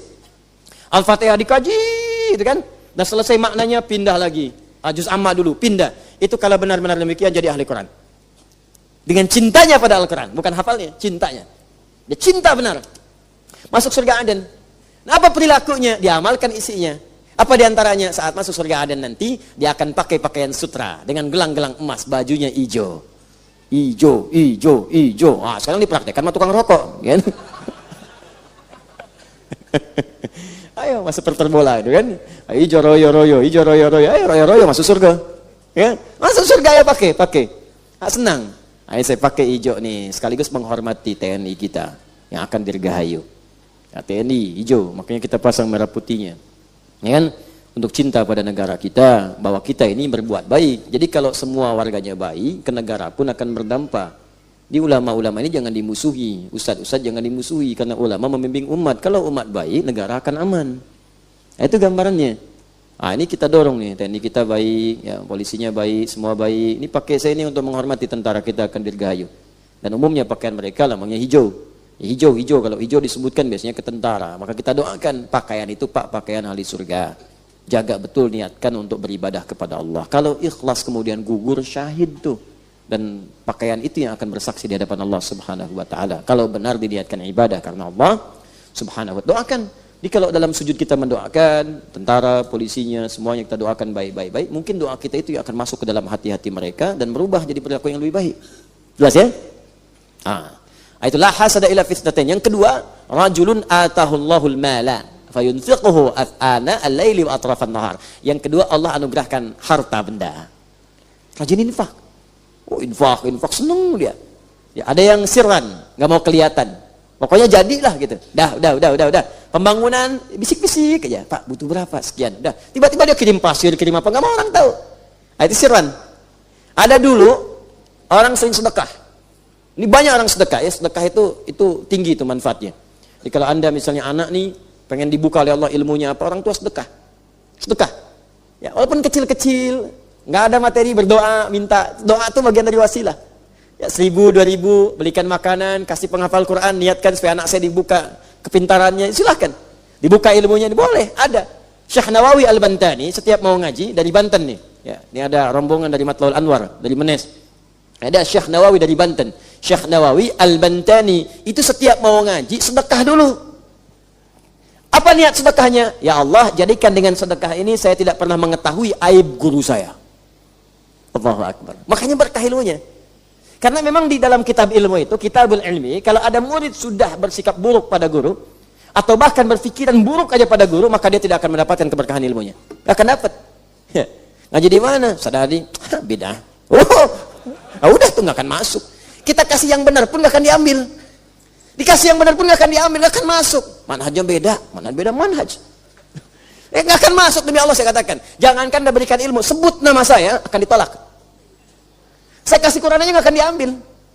Nggak akan diambil. Di Bandung saya hadiahkan ke MUI Bandung, Jawa Barat. Nih mushaf, silakan sebarkan. Mushaf itu firman Allah. Sampai ke satu masjid nggak diterima, ditolak. Dari siapa ini? Ustadz Adi katanya. Oh udah, itu manhajnya beda. Balikin lagi Qurannya. Quran itu firman Allah, Joni. Bukan bacaan Ali Hidayat. Tuh, benar tuh. Anak kecil aja paham. Ini kan, ini di mana ditaruh akal sehatnya ini? Saya bingung ini belajar apa sebenarnya ini? Belajar apa? Ini hati-hati gitu kan? Tapi kita pun harus saling mendoakan, jangan bersikap yang sama. Mungkin belum tahu. Orang belum tahu, diberitahu bukan dimarahi. Kalau dimarahi apa bedanya gitu kan? Ya, kalau tetap ngotot tinggal tidur aja. Udah, tinggal tidur, doakan, udah selesai. Tapi jangan bersikap yang sama. Saya tidak mengajarkan mencaci maki, tidak boleh. Ya, ajarkan yang baik-baik. Ya, ajarkan yang baik-baik. Kalau belum paham, ya sudah. Ya, jelas ya? Ila fisnatain, harta, infak. Nah, orang tadi ini setiap sekomplek gitu bangun, pagi mau keluar, di depan rumahnya pasti ada makanan. Itu tiap hari, makanan. Kalau Anda hidup di masa itu, udahlah, gak usah cari kemana-mana, tiap hari ada makanan. Ya, bangun pagi, makanan. Keluar rumah, makanan. Sampai sekomplek bingung. Dulu masih ada ronda. Ini kisah nyata itu, di masa-masa orang soleh dulu. Ronda untuk menemukan siapa orang yang ngasih makanan ini. Sampai malam mereka. Malam-malam, itu kan? Nunggu. Gak ada orang. Begitu mau menjelang fajar, lah, kayaknya gak ada malam ini. Balik ke rumah masing-masing. Begitu fajar mau keluar, sudah ada makanan di depan rumahnya. Ini kisah nyata. Nah, bagaimana ketahuannya? Tiba-tiba ada seorang meninggal. Begini orang itu meninggal, diantar ke kuburnya, dan disolatkan dan segala rupanya. Sehari makanan gak ada. 2 hari gak ada. Sepekan gak ada. Begitu 2 pekan gak ada. Mereka semua tahu bahwa orang ini yang biasa naruh makanan di situ. Jadi ada kebaikan manusia itu diketahui setelah dia wafat. Ada. Bahkan ada yang dimuliakan. Dimuliakan itu bahasa Arabnya karim. Kemuliaannya disebut karamah. Maka disebut karamah. Karamah hanya berlaku bagi manusia biasa. Mu'jizat bagi Nabi dan Rasul. Ada kemuliaan manusia yang diangkat oleh Allah diketahui setelah wafatnya.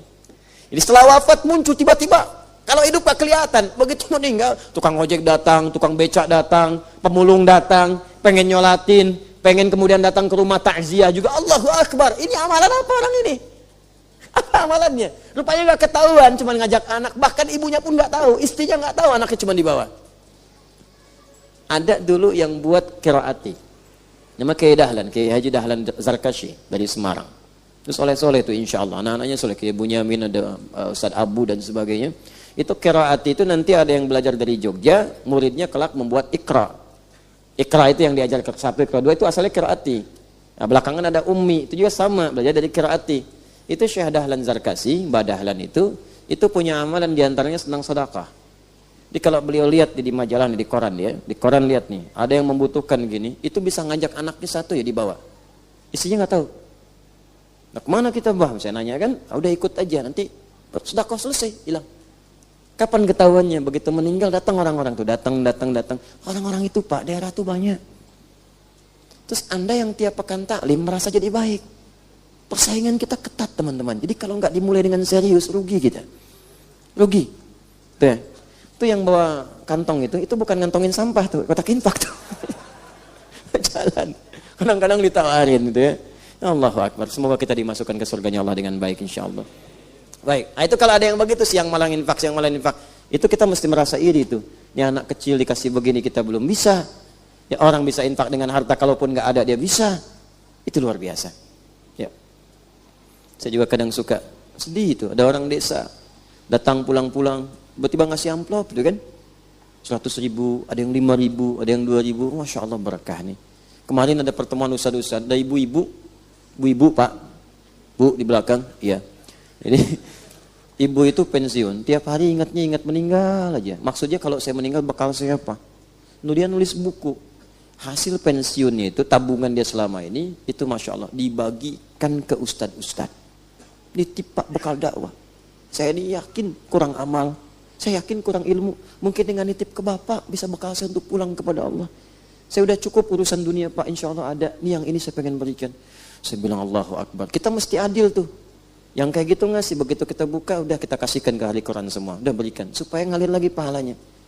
Ya, jangan dipakai numpukin harta. Orang desa ngumpul ngasih 5.000, pakai beli handphone. Ya, kumpul-kumpul nggak hadir rasanya. Ya sedekahin lagi, kasih lagi, kasih lagi, kasih lagi. Itu ada di jalan kita ini.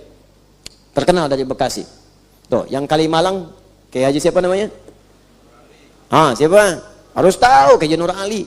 Kayak Nur Ali itu kalau taklim, apalagi kalau hari-hari besar, ini kotak infak itu dikumpulin, yang ngasih beliau amplop dikumpulin oleh beliau. Ya, gimana caranya setelah itu? Dikumpulin, dipisahin. 10.000, 10.000, 5.000, 5.000, 1.000, 1.000. Entar habis itu, perhatikan kata-katanya. Nih, kumpulin yang 10.000 buat madrasah sana. Nih, yang 5.000 buat yatim, fakir. 1.000 kumpulin buat janda-janda. Nggak ada yang masuk ke perut beliau. Bagi. Tuh. Banyak yang begitu tuh banyak. Kayak AR Fakhrudin, Abdul Rauf Fakhrudin. Salah satu ketua pimpinan pusat Muhammadiyah dulu. Itu Masya Allah. Wah, sampai anak yang ngekos di tempat beliau, nggak tahu itu orang besar. Minta nasihat oleh presiden, kemana-mana diterima. Bagus hubungannya. Dengan NU bagus, dengan masyarakat bagus, dengan luar biasa. Itu kalau dapat sesuatu nggak pernah dibawa ke rumah. Bagi lagi. Dan wafatnya dalam keadaan yang sangat sederhana. Tapi pancaran auranya sampai sekarang masih ada. Kita di mana? Duhai Anda yang mengharapkan surga. Duhai Anda pendamba surga Firdaus. Duhai yang cita-citai bersama Rasulullah. Di mana amalan kita sampai malam ini? Nah, kita renungkan lagi ya. Iyyaka na'budu wa iyyaka nasta'in. Jadi iya ya dengan tasydid. Saya kembalikan. Kita sampai jam berapa malam ini? Baik, silahkan sampai jam 11 ya. Saya 8:30 selesai. Kita ada 10 menit lagi insyaallah. Ya, kalau di atas kita bisa lihat jam, di sini bebas ya. Pokoknya kalau matahari udah mau kelihatan itu fajar artinya ya. Kita lanjut aja. Alhamdulillah. Baik. Lianna iya dha'u syams. Ustaz, kenapa nggak boleh pakai iya? Kenapa harus tasydid iya? Karena lianna iya, karena kata Ibnu Katsir rahimahullah, bacaan iya itu nggak pakai tasydid, maknanya dha'u syamsi, sinar matahari. Kalau iyyaka, hanya kepada engkau. Iyyaka na'budu, ya Allah kami ibadah hanya kepadamu saja, tidak kepada yang lain. Tapi kalau Anda tidak pakai tasydid, iyyaka na'budu, hei sinar matahari, kami hanya menyembahmu saja. Jauh maknanya. Jauh, awas bisa majusi nanti. Menyembah matahari, menyembah api. Awas, hati-hati. Ya, bisa nanti seperti penjajahan tempo dulu orang-orang Jepang menghadap kepada matahari. Ya, makanya turun ayat walillahil masyriq wal maghrib, Quran surah kedua ayat 115. Punya Allah timur dan barat. Matahari itu Allah yang ciptakan, kenapa kalian sembah? Kata Allah, punya saya timur dan barat, matahari ya saya yang buat, kenapa dia engkau sembah? Ya kan? Makanya ketika kita menyembah Allah, kalimatnya iya itu ditasydidkan untuk menunjuk bukan matahari yang saya sembah, bukan matahari yang saya sembah, bukan sinarnya, tapi iya yang membuat matahari itu, yang menciptakan sinar itu, pakai tasydid. Jadi ini yang imam-imam di daerah-daerah, ya ustadz-ustadz yang biasa baca, coba dicek lagi bacaan. Kalau tanpa tasydid, iya hilang tasydidnya hilang menjadi iya, artinya dha'u syamsi, sinar matahari. Jelas ya? Baik, kalau rembulan apa? Qamarun. Kalau bulannya terang benderang, ya dia 13, 14, 15 sebut badrun. Ya, sinar purnama. Badar, bapak purnama. Bapak komar, bapak rembulan. Jelas ya? Dengan kekuatan bulan aku menghukummu, ya. Binuril qamari an ahkumuka. Ya. Baik. Wa qara'a ba'dhum ayyaka bi fathil hamzati wa tasydidil ya'i wa qara'a ba'dhum hayyaka bil ha'i badalul hamzati kama qala asy-sya'ir fa hayyaka wal amru alladhi in tarahabat mawariduhu dhaqat 'alaika masadiruh. Ya. Jadi ada juga yang baca pakai fathah ayyaka wa hayyaka, tapi tetap dalam bacaan salat dan bacaan Al-Qur'an dibacanya pakai kasrah. Iyyaka. Jadi jangan dibaca ayyaka, jangan dibaca hayyaka dalam salat, kan? Dan jangan dibaca iyaka. Dibacanya apa? Iyaka. Ayo baca. Iyaka. Ikuti. Iyaka na'budu wa iyaka nasta'in. Baca. Iyaka na'budu wa iyaka nasta'in. dunya jangan panjang, pendek. Awas, orang Arab pun ada tawallud. Tawallud itu ada memanjangkan harakat yang tidak pada tempatnya. Ada. Di imam-imam qiraat itu punya kelemahan juga, ya. Yang Saudi misalnya ada tawallud sedikit, ada Yaman juga ada beda misalnya beberapa pengucapan, ya. Cuma ini suka ada agak panjang kedengaran. Iyyaka na'budu wa iyyaka nasta'in. Dunya pendek. Harakatnya pendek, ya. Kalau hafaz iyyaka na'budu wa iyyaka nasta'in. Baca.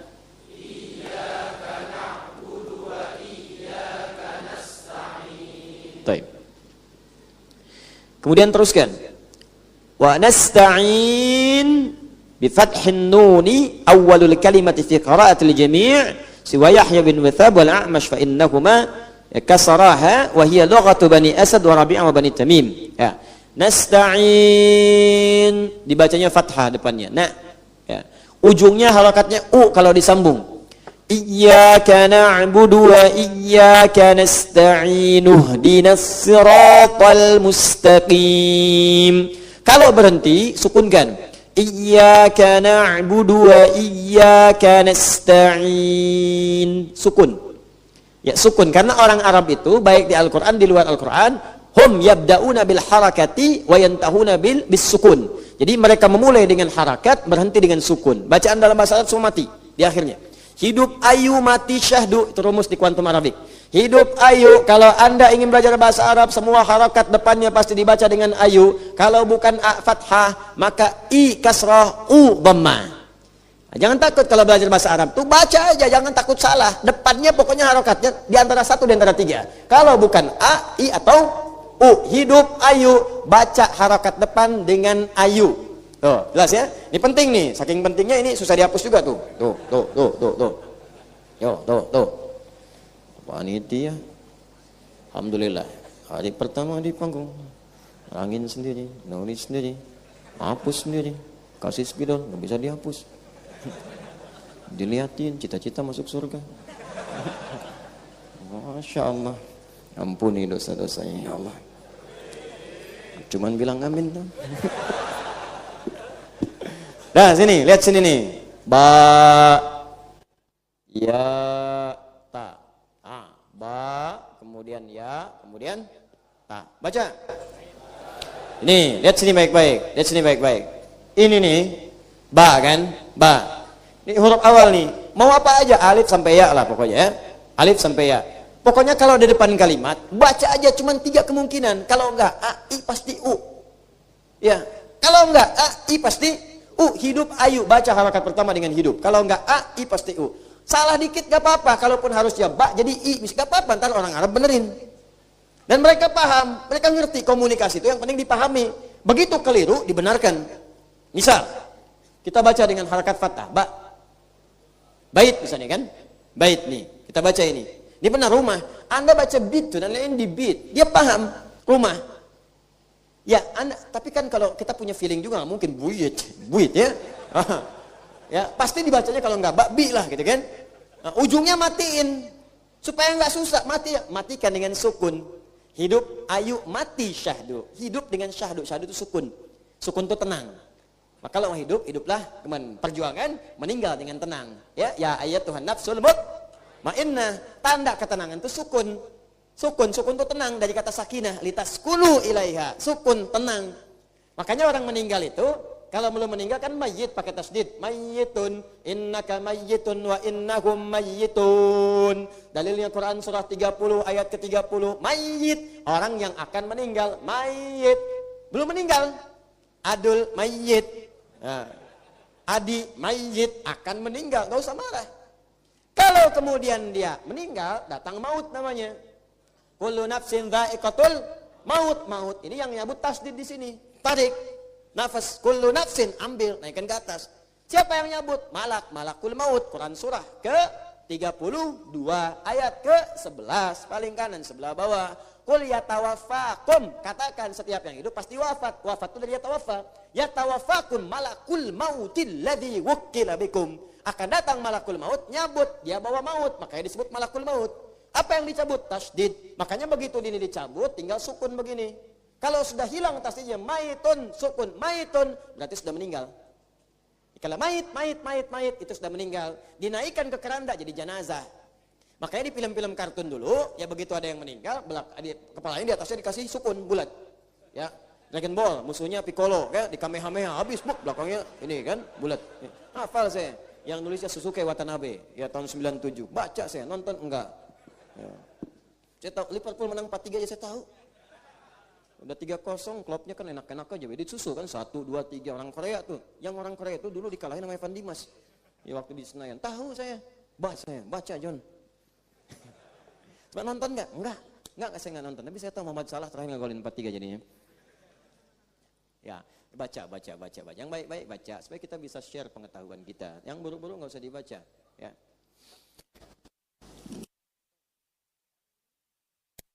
Iyyaka na'budu wa iyyaka nasta'in. Nasta'in ujungnya sukun. Kalau dimatikan, dibaca ujungnya pasti mati. Sama dengan begini, ya. Bait, matikan aja. Bait. Cepat. Ya. Kemudian apa lagi? Masjid, walaupun harokat ujungnya un. Ya, baitun misalnya, jangan dibaca unnya. Baitun. Oh, enggak, orang Arab enggak akan dengar bait. Masjidun, masjid. Makanya di Al-Quran pun ketika berhenti di akhir, harakatnya nggak bunyi. Ya. Iyyaka na'budu wa iyyaka nasta'in. Mati kan? Padahal harakatnya kan di akhirnya nggak bunyi. Dari awal. Bismillahirrahmanirrahim. Nggak bunyi. Bismillahirrahmanirrahim. Nggak ada. Alhamdulillahi Rabbil Alamin. Gak ada. Pasti mati. Kenapa? Karena kita matikan. Kalau mati jadi sukun ujungnya. Nasta'in. Iyyaka na'budu wa iyyaka nasta'in. Lihat nih, saya ajarin nih sedikit ya. Saya pengennya paham, jangan menghafal. Kalau paham lebih bagus. Hafal dan paham itu lebih mulia. Nasta'inu. Lihat sini. Ini harakatnya apa? Dhamma. Kalau kita wasal, maka ini panjangnya cuma 2 harakat. Ya, 2 harakat nih. Iyyaka na'budu wa iyyaka nasta'in. Ihdinas sirah. Dibacanya ihdina, nyambung ke sini. Nasta'in ihdinas siratal mustaqim. Ini cuma 2 harakat. Tapi karena kita jadikan sukun dan berhenti di sini, maka panjang ini berubah. Panjang dalam bahasa Arab disebut mad namanya. Mad. Kang imad, kang panjang. Ya. Maddun panjang. Berapa panjangnya? Bisa 2, kalau mau pendek hadar. Iyyaka na'budu wa iyyaka nasta'in. Bisa 4 harakat mutawassit. Iyyaka na'budu wa iyyaka nasta'in. Bisa 6 harakat, 3 detik. Ya pakai detik kalau mau gampang. Harakat itu berapa sih? Fathahnya dipanjangin? Bukan.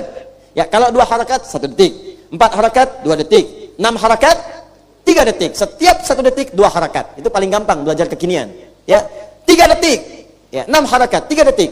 Iyyaka na'budu wa iyyaka nasta'in. Setengah detik setengah harakat. Ya, 1 detik 1 harakat. 1 detik 2 harakat. 2 detik 4 harakat. 3 detik 6 harakat. Itu tinggal hitung aja. 1 patokannya, 2 3. Kalau pakai begitu gampang.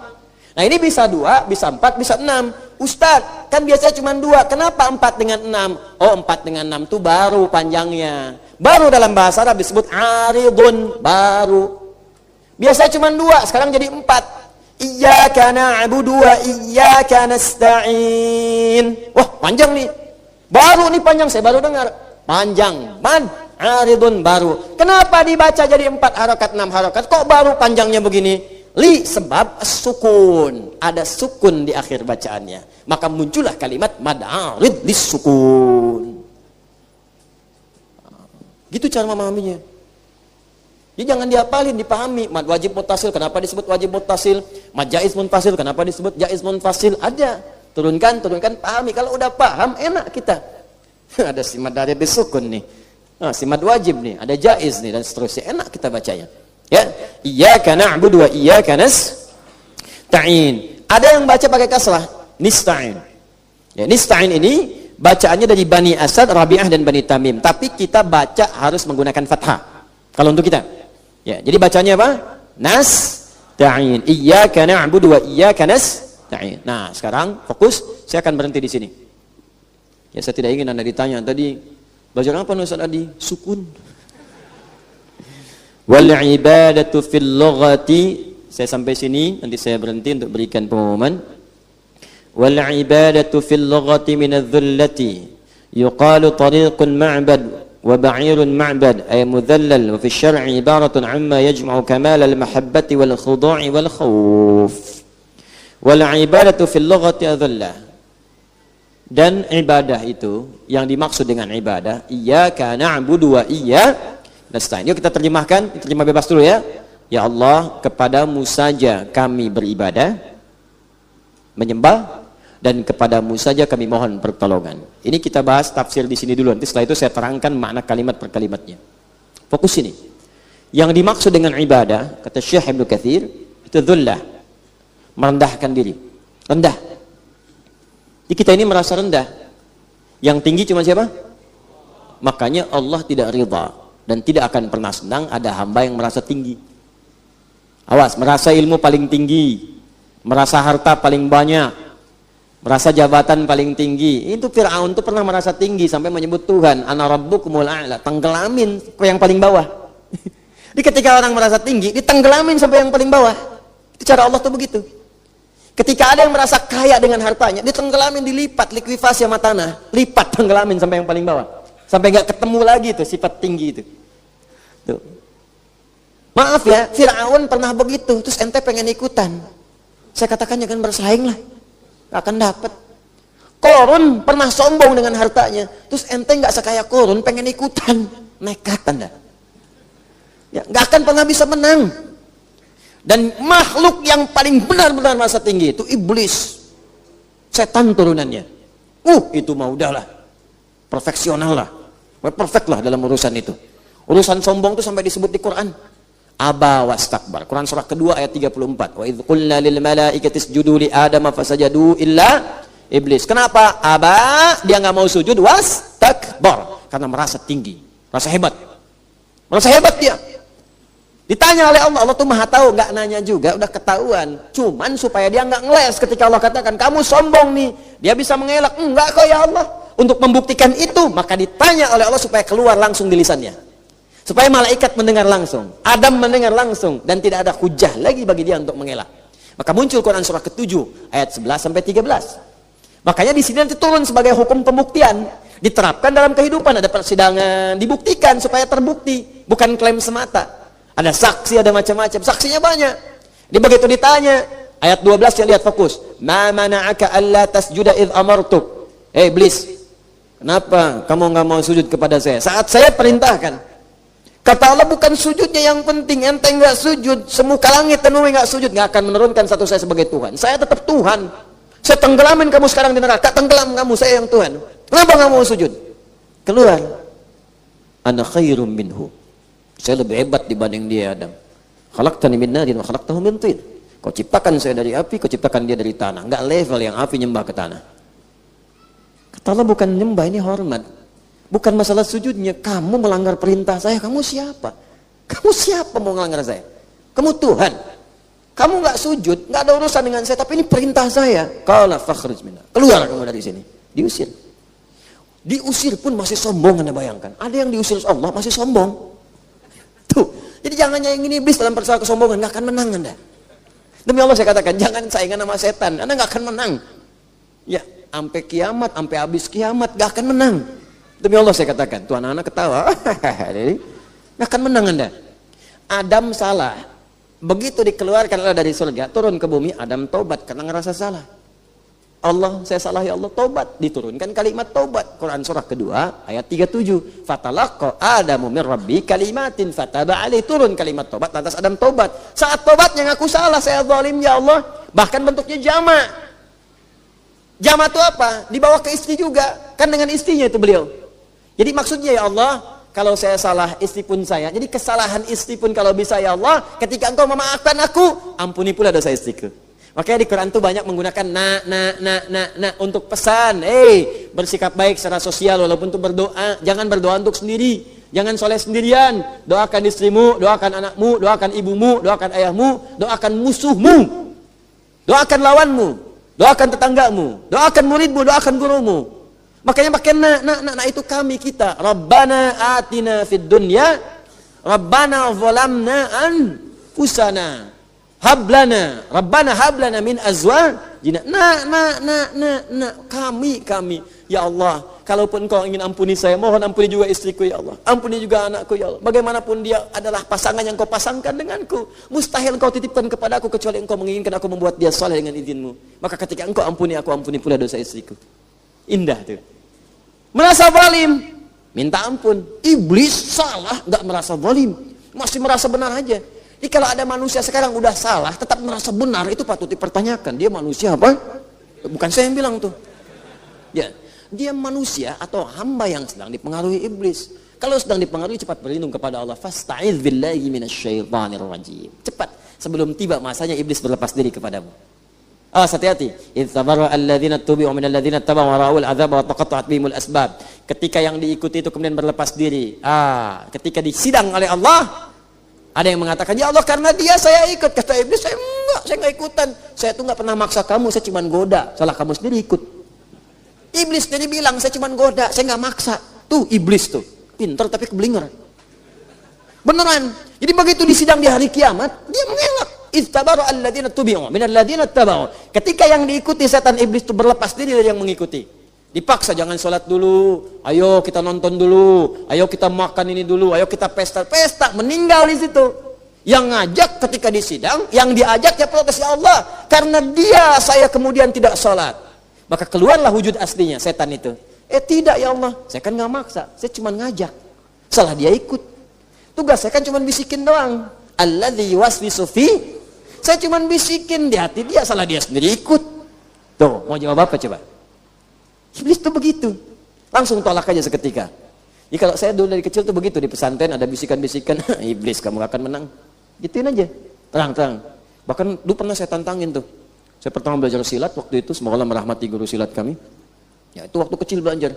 Malam-malam bangun tahajud kan. Dulu kan suka ada dengan radio Ardan kakak kelas tuh. Ya, tiba-tiba gitu kan. Dia nampak kemudian di pohon itu. Wah, keluar kamar saya pohon mangga sebelah kanan. Jam 2 keluar, bisikan datang. Tuh tiba-tiba nanti ada yang putih di atas pohon. Kita baru belajar silat siangnya. Keluar kalau berani, jangan bisik-bisik. Gitu caranya. Cobain deh, gak akan keluar. Beneran saya katain. Bisik-bisik Anda mau tahajud malam-malam, awas depan pintu rambut panjang, katakan keluar kalau berani, nggak usah bisik-bisik. Keluar kalau berani, nggak akan keluar, demi Allah saya katakan.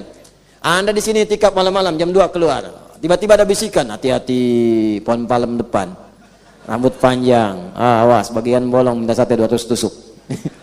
Jangan bisik-bisik, keluar kalau berani. Keluar, nggak akan keluar. Gimana kalau keluar Ustaz? Lari.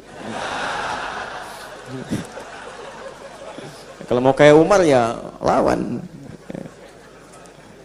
Ini ibadatul dzullah, rendah. Makanya kita dilatih merendah dalam salat, kita ucapkan Allahu Akbar, Allah yang tinggi. Jadi nggak usah merasa tinggi, punya ilmu biasa aja, di atas kita masih ada orang lain. Harta kaya jangan dulu tinggi, punya kita itu biasa, punya orang masih di atas kita. Ya nggak usah pamer-pamer, bikin status ini itu, pamer ini pamer itu. Orang pamer itu hartanya masih sedikit. Kalau banyak nggak akan pamer. Kan pamer. Pengusaha kelas tinggi itu biasa ya tampilannya. Coba lihat yang sekarang orang paling kaya, Bill Gates misalnya kan, tampilan biasa aja. Ya, Mark Zuckerberg cuma pakai kaos doang, jalan biasa, santai, kadang filantropis jalan. Ini kalau orang kaya baru yang nggak bisa kontrol, kadang-kadang jalan gini pakai Ferrari, panasin malam-malam, bisikin jalan, balapan sama taksi, bayar, ngapain? Terus diupload foto, ya itu baru kaya. Karena dia upload itu yang dia punya. Ya, kita itu lebih kaya. Orang kaya itu semakin kaya nggak akan menampakkan hartanya. Ini semakin nggak kelihatan, semakin kaya. Semakin nggak kelihatan. Ini kalau di dompet kelihatan isinya bisa dihitung. Yang di dompet nggak ada isinya, saking banyaknya nggak kehitung. Itulah gitu ya apologinya. Wa dzullah, merendah. Rendah. Makanya dilatih dalam saat ruku, sujud ya. Makanya kalau habis sholat merasa tinggi, itu ada yang kurang tepat dengan sholatnya. Habis sholat, bagus ceramah, tapi kalau menamahin orang dalam hal keburukan, itu yang nggak bagus. Merasa benar sendiri, itu sedang tidak ibadah, karena ibadah itu dzullah. Jadi kalau udah ibadah merasa benar sendiri, merasa tinggi dibanding orang, yang lain salah semua. Tapi kalau udah begini nih, 73 golongan, umat Nabi terbagi 73 golongan. Satu masuk surga, 70 dan neraka. Yang surga itu golongan saya aja, yang lain enggak. Ah, itu bahaya. Itu paling bahaya. Ukurannya apa? Golongan Anda baru lahir kemarin, terus yang sebelum Anda neraka semua. Kelompok Anda baru dibikin kemarin, sebelum Anda neraka semua. Kalau mau Anda ukur dengan ilmu yang benar. Ukur dengan ilmu, ada ukurannya, ada penjelasannya, ada pilihannya, ada manhajnya, ada madhabnya dan sebagainya. Paham di sini? Dhullah, merendah. Kemudian kalau kita terapkan itu dalam konteks ibadah kepada Allah, maka yajma'u kamalal mahabbati wal khudu' wal khauf. Di sini saya berhenti. Sifat dhullah itu bukan sekedar rendah ketika dipakai ibadah. Tapi saat dipraktekkan kepada Allah, sifat rendah itu mengumpulkan 3 sifat sekaligus. 1, mahabbah, cinta. Cinta. Ini merendah itu sekaligus karena menunjukkan kecintaan kita kepada Allah Subhanahu wa taala. Makanya orang cinta dengan yang belum cinta akan beda perlakuan. Anda ketika cinta dengan pasangan, tuh rasa cinta menggebu. Sebelum Anda menikah, cinta sudah memuncak. Ya pasangan batuk aja pulang dari Kalimantan. Baru batuk dikit tuh. Baru batuk. Ya, habis menikah 3 tahun diimpus-impus belum pulang juga. Batuk pulang. Karena cintanya mengumpul. Sayang kenapa? Batuk aja. Oh enggak, kayaknya ada kenapa-napa deh. Cuma kenapa-napa, pesen tiket batuk doang. Hasan, sayang kenapa? Sayang kenapa? Alhamdulillah. Rahmukallah, gitu kan? Gitu. Itu begitu tuh kalau sudah mengumpul. Dan patuh, zullah patuh, cinta itu patuh. Makanya orang-orang yang senang cinta, apa yang dicintai pasangan diikutin sayang. Sebelum menikah nggak senang kucing, ya pasangan cinta kucing, ikut cinta kucing, ya kan?